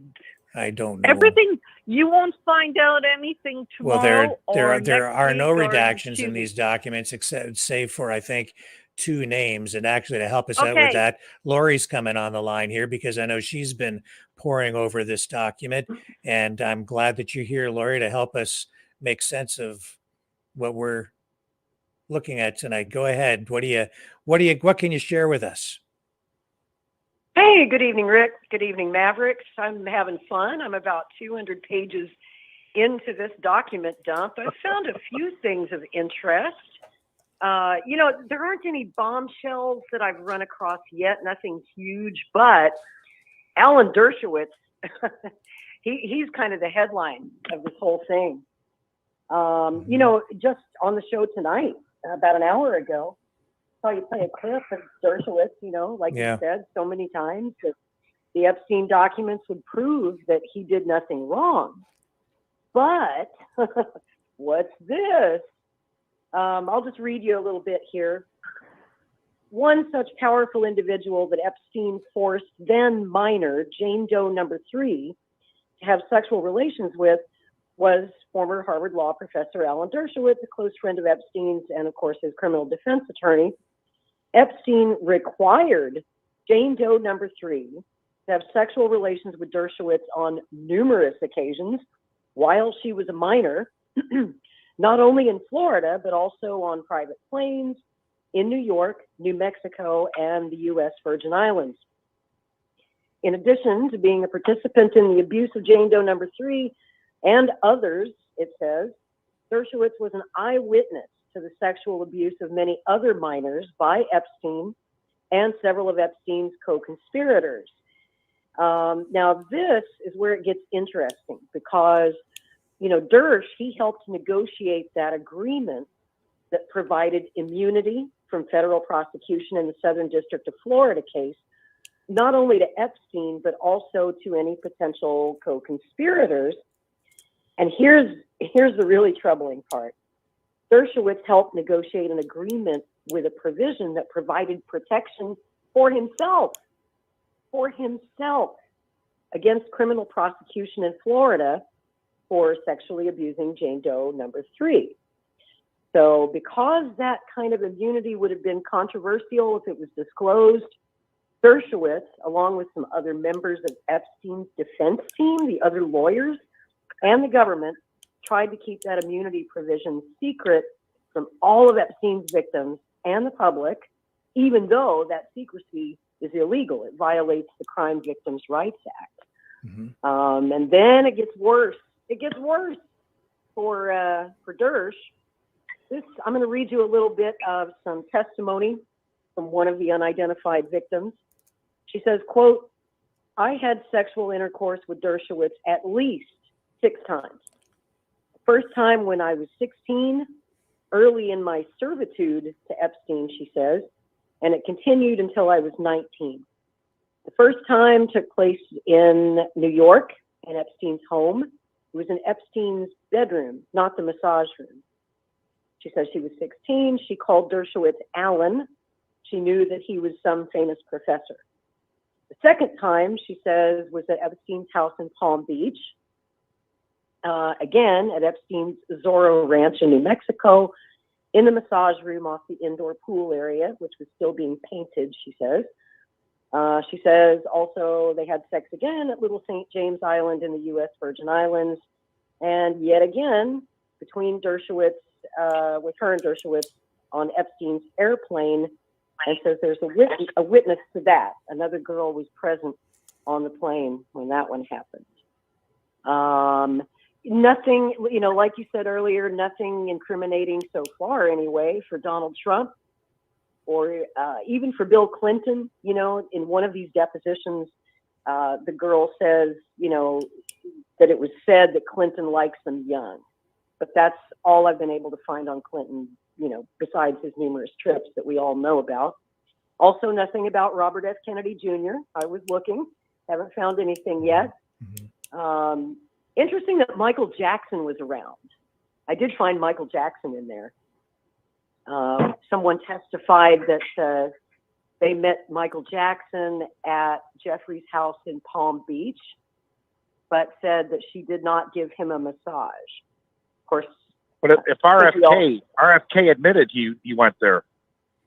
He flew on the plane. Yeah, once to Palm Beach and once to South Dakota on what he called a fossil hunting trip. Of what? Sorry, go ahead. What was that? A baffle hunting trip? Fossils. They were hunting fossils. Oh yeah.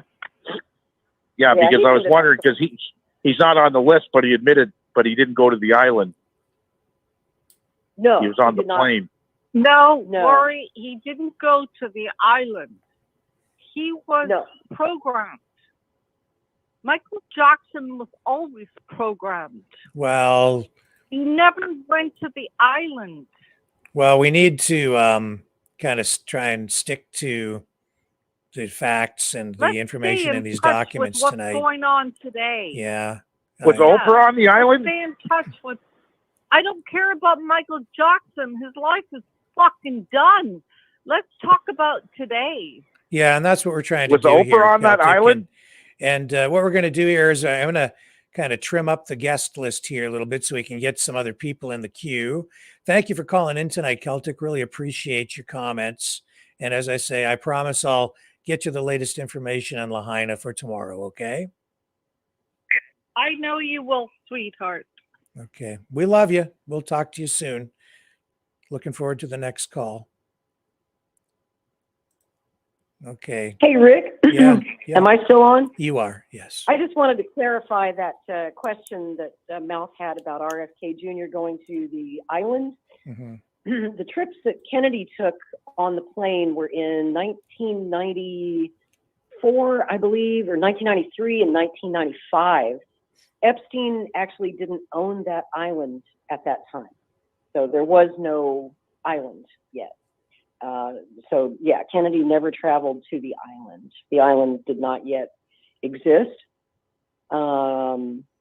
You know, it's kind of interesting to me. They talk a lot in these documents about photographs, like naughty photos that Maxwell took of numerous sexually explicit pictures of underage girls involved in sexual activities, including Jane Doe number 3.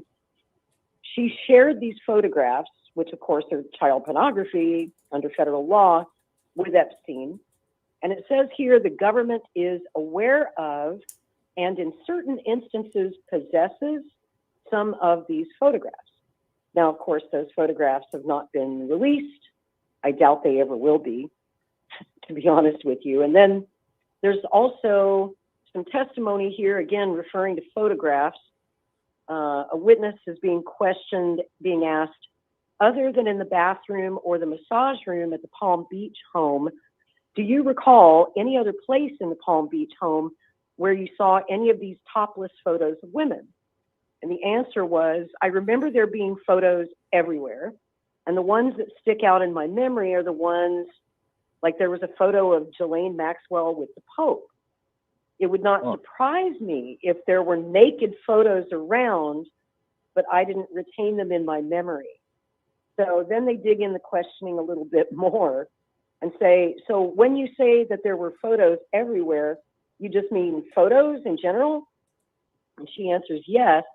They had a lot of photos around the house. Mrs. McCauley objects, and they ask to clarify, and Ghislaine was not topless in a photo with the Pope, right? Just so I'm clear. And the witness answers, correct. Just want to make sure we get that really clear. So even though they saw some, you know, photos around the house of topless women, they don't really specify whether those girls were underage or if they were adults. And no, Ghislaine was not topless in the photo with the Pope. Wasn't there video too, Lori? I know they didn't. Yeah, yeah, the video. I wonder if they're going to release the videos next. So not that I want to watch the videos. Coming soon to Pornhub. No, but somebody's going to watch the videos, right? Obviously, videos don't lie. Well, they can make them lie, I guess. I don't know. You know, they say that those archives were in Ghislaine's possession, right? And when they arrested Ghislaine Maxwell a few years back, nobody seems to know what happened to the videos after that. Did they find them in her home? Did they find them in a vault or a storage place that she had? I mean, we've never seen those videos. They were not admitted as exhibits at trial. It's like everyone's just trying to pretend that they went missing. Sort of like the Epstein video of his cell, right? Exactly. Exactly, Mal. Yes. This is, I don't know, this is going to, you know, it's interesting, that's for sure. Because now we know, right? The list of names, it's mind-boggling. There's 150 of them on there, and 99% of them are what? Leftists. Oprah Winfrey was supposedly on that island, I heard too. Yep, I haven't seen her name yet, but I'm only 200 pages into this 900-page tranche. And this is only the first batch of several batches that are going to be coming out on a rolling basis over the next several weeks. But I did find this. This is interesting. In a 2015 email from Jeffrey Epstein to Ghislaine Maxwell, it references a underage orgy in the Virgin Islands, ironically enough, that Stephen Hawking supposedly participated in. Come on. Yeah. Well, he says it's false. This is an interesting email because he's emailing Ghislaine. I guess this was after Virginia Giuffre filed her lawsuit, and they're trying to shut her up. They're trying to discredit her. And it says you can issue a reward to any of Virginia's friends or acquaintances or family that come forward and can help prove her allegations are false. The strongest is the Clinton dinner, and the new version is the Virgin Islands that Stephen Hawking participated in underage orgy. So basically what Jeffrey is saying to Ghislaine here is, look, I'll pay money to anybody who can prove that Virginia is a liar and that these things never happened. So that's kind of an interesting find. And it is important to point out that these documents, you know, everything alleged here, they're just allegations, the testimony of witnesses, alleged victims. It's not concrete proof, of course, that any of these things actually happened. Well, Andrew actually paid off that girl, didn't he? Yep, he did pay off Virginia Giuffre. He sure did. Right. He came So- to a financial settlement with her. Right. So that proves guilt right there, right? It It tends does. to. It usually well, does. Yeah. Yeah. It usually does.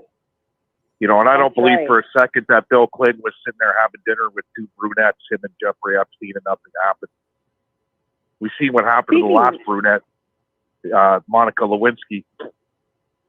You know, he ruined that girl's life, period. You know, she was working in the White House, the dream job, okay, of her starting off her career as an intern, and we've seen what happened, right? In the end, they made her look like the bad person, not the victim.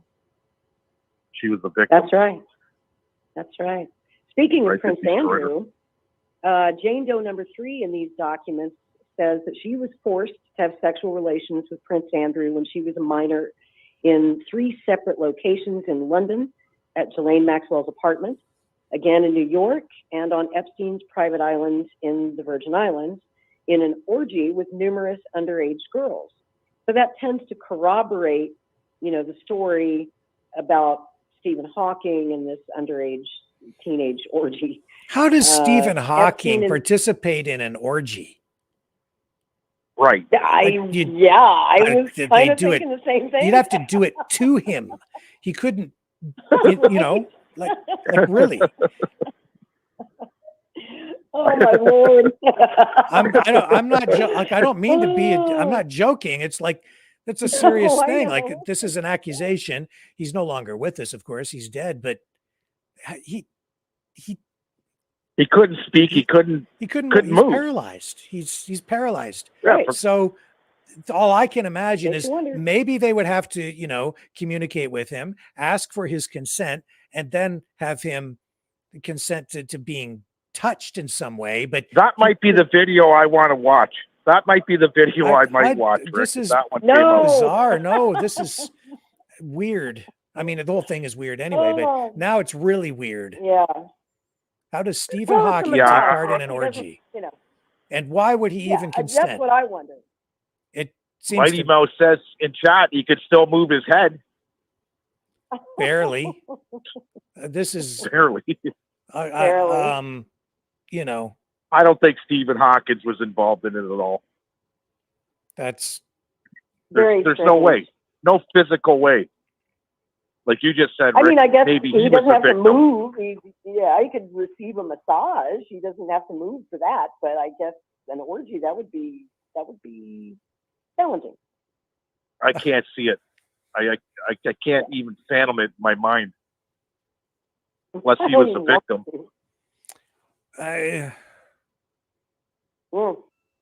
I can imagine a few scenarios where they would maybe to entice him to go there, but I just it's just too weird to but you know what? It's a different world for these kinds of people. Very, very, very wealthy. Well, we're talking about members of the royal family. I mean, Epstein told Jane Doe number 3 that she was to give Prince Andrew, quote, whatever he demanded, and required her to report back to him on the details. Ghislaine Maxwell was basically Prince Andrew's madam. And at least that's the allegation.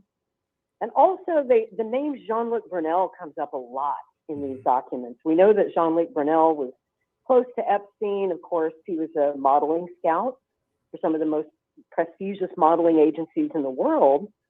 And then there's Les Wexner, the guy who owned Victoria's Secret, who's also very close to Jeffrey Epstein and had been since the 80s. So there was like this never-ending supply of beautiful women coming in. And Jean-Luc Brunel figures heavily in this story. Well, there's a fine line between, not a fine line, it's a definite line between women and children. Now, I don't care what men do. You go down to the Bunny Ranch in Vegas and get your rocks off. It's legal there to do that, right? But when you got children, you got children, and you're feeding the children to these men, we got big problems, very big problems. Well, and it's interesting that the men supposedly involved, and some of the witnesses in the documents testify that they were told to lie about their age to the men, to make the men think they were at least of age, right? Right. So did the men know? Okay, Rick, you got other callers trying to get on. Okay, especially he wants on, and I don't want to take up too much of your guys' time. But thanks, Lori. Thanks, Rick. Get on with it. Thank you, Leo. Thanks, Leo. I'm gonna hop off too, Rick. That's all I have for now. I'm gonna hop back into the documents, and I'll keep you posted. Okay, cool. Thanks, guys. Thank you, Lori. Really appreciate that. Thanks, Rick. See ya. Okay, see Bye, ya. Leo. And who do we have up here next? Go ahead. I guess it's on the bed. I got called out. Sorry, who do we have on the line? On the bit, especially on the bit. That's the one who wants to talk to you. Hey, guys, you guys have a good night. Okay, thanks, Leo.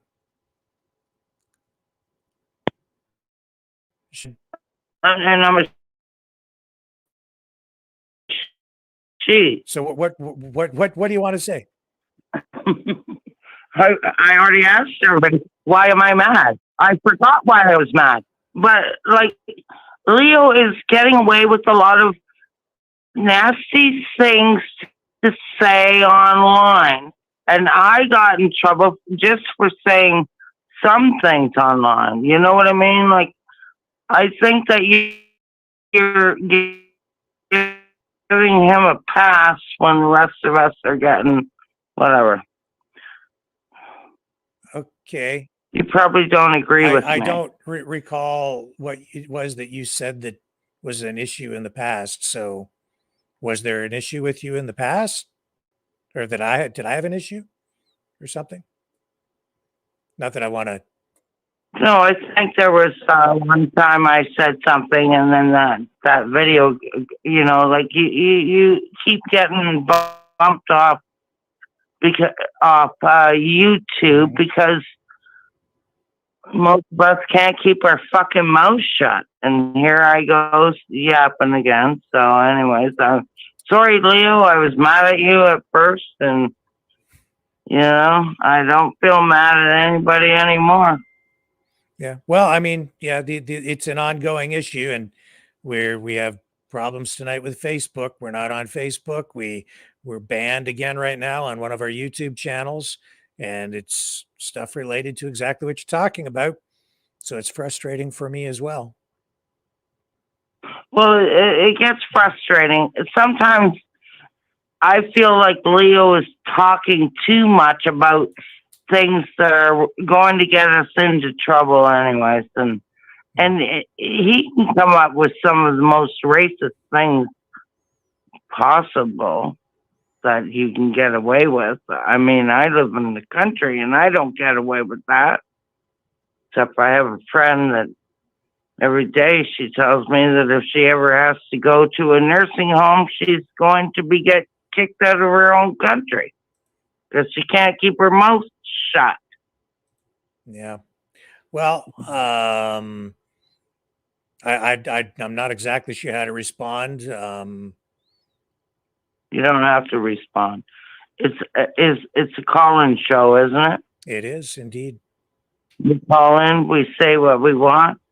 Was angry at Leo for a while. I want John to come on and make us happy. And Leo's a great guy. I follow him on Facebook. I don't even know why I was mad at him. Well, but he does get away with a lot of things on your show. Okay. Well, point made. I appreciate what you're saying.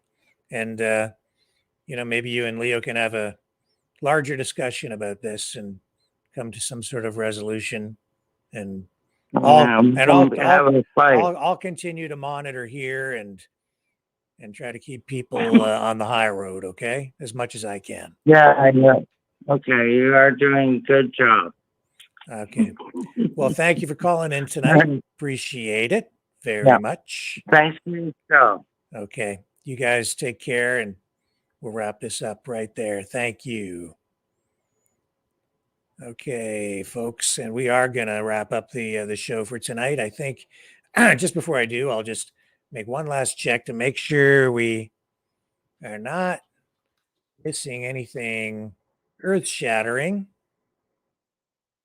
I don't think we are. I think that we have covered all of the highlights on this first document dump on the Epstein file.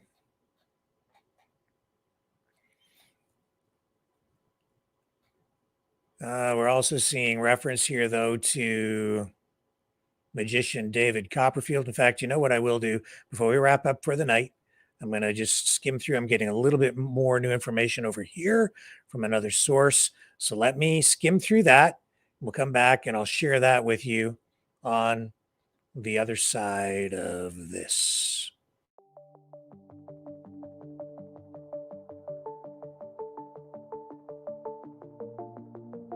Greetings, brave Mavericks. Our quest for truth continues. We go beyond fake news. Together we expose propaganda. Together we pull others out of rabbit holes. We are maverick thinkers. We are all unique individuals. Defenders of individual rights and freedoms. Credible. Trusted. Grounded in reality. Maverick News. Maverick News. Defending free speech. Free speech. Donate at freedomreporters.com. Do it now. Tomorrow. Maybe too late. Maverick News. The world is watching.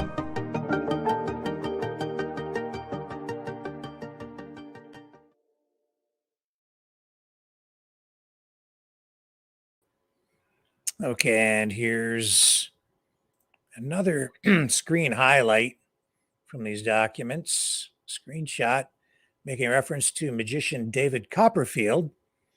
A witness asked about that celebrity, and it says, have you ever met David Copperfield? The answer, yes.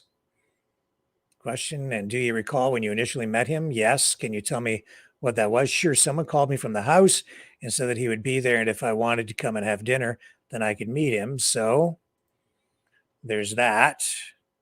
Let me see what else we might have here.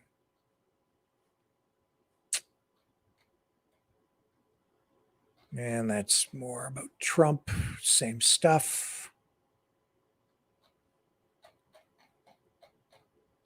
Yeah.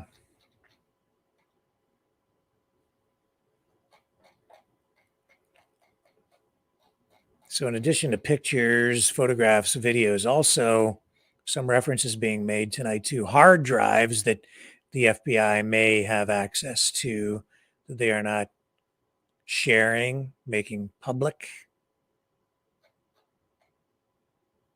And that little nugget there about David Copperfield seems to be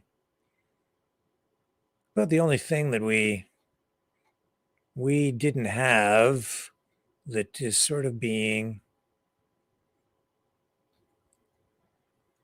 relayed by some other media outlets tonight. And great work by Lori. Thank you very much, Lori, for sharing all of that with us tonight. Excellent work, as usual.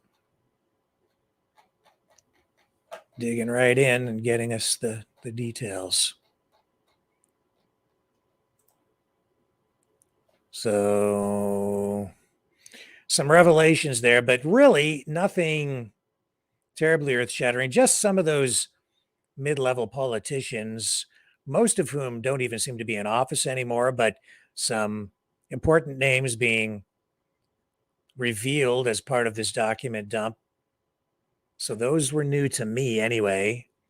But beyond that, nothing really in there that hadn't been revealed before, except for David Copperfield just being named.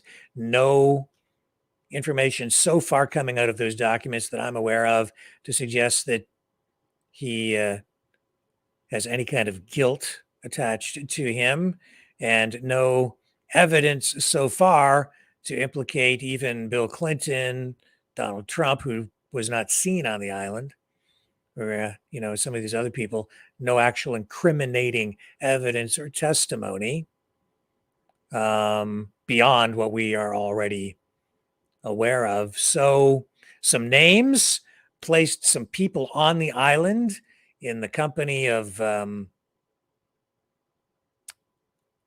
some young women, some pretty damaging information potentially for lawyer Alan Dershowitz.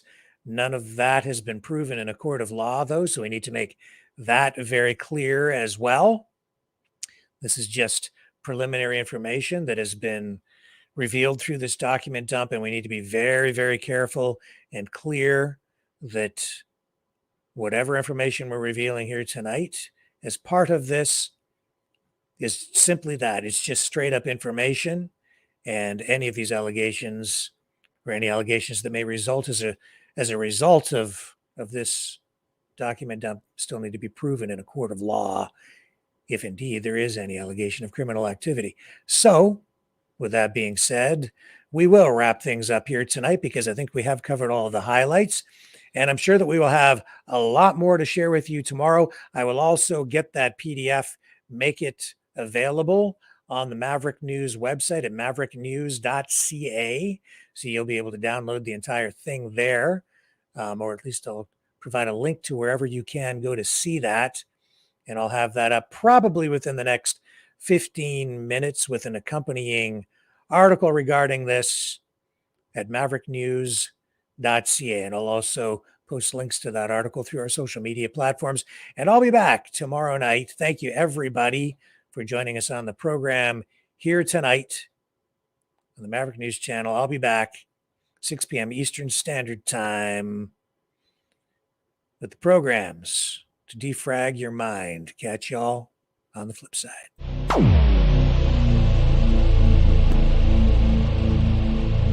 This has been a Maverick Multimedia production.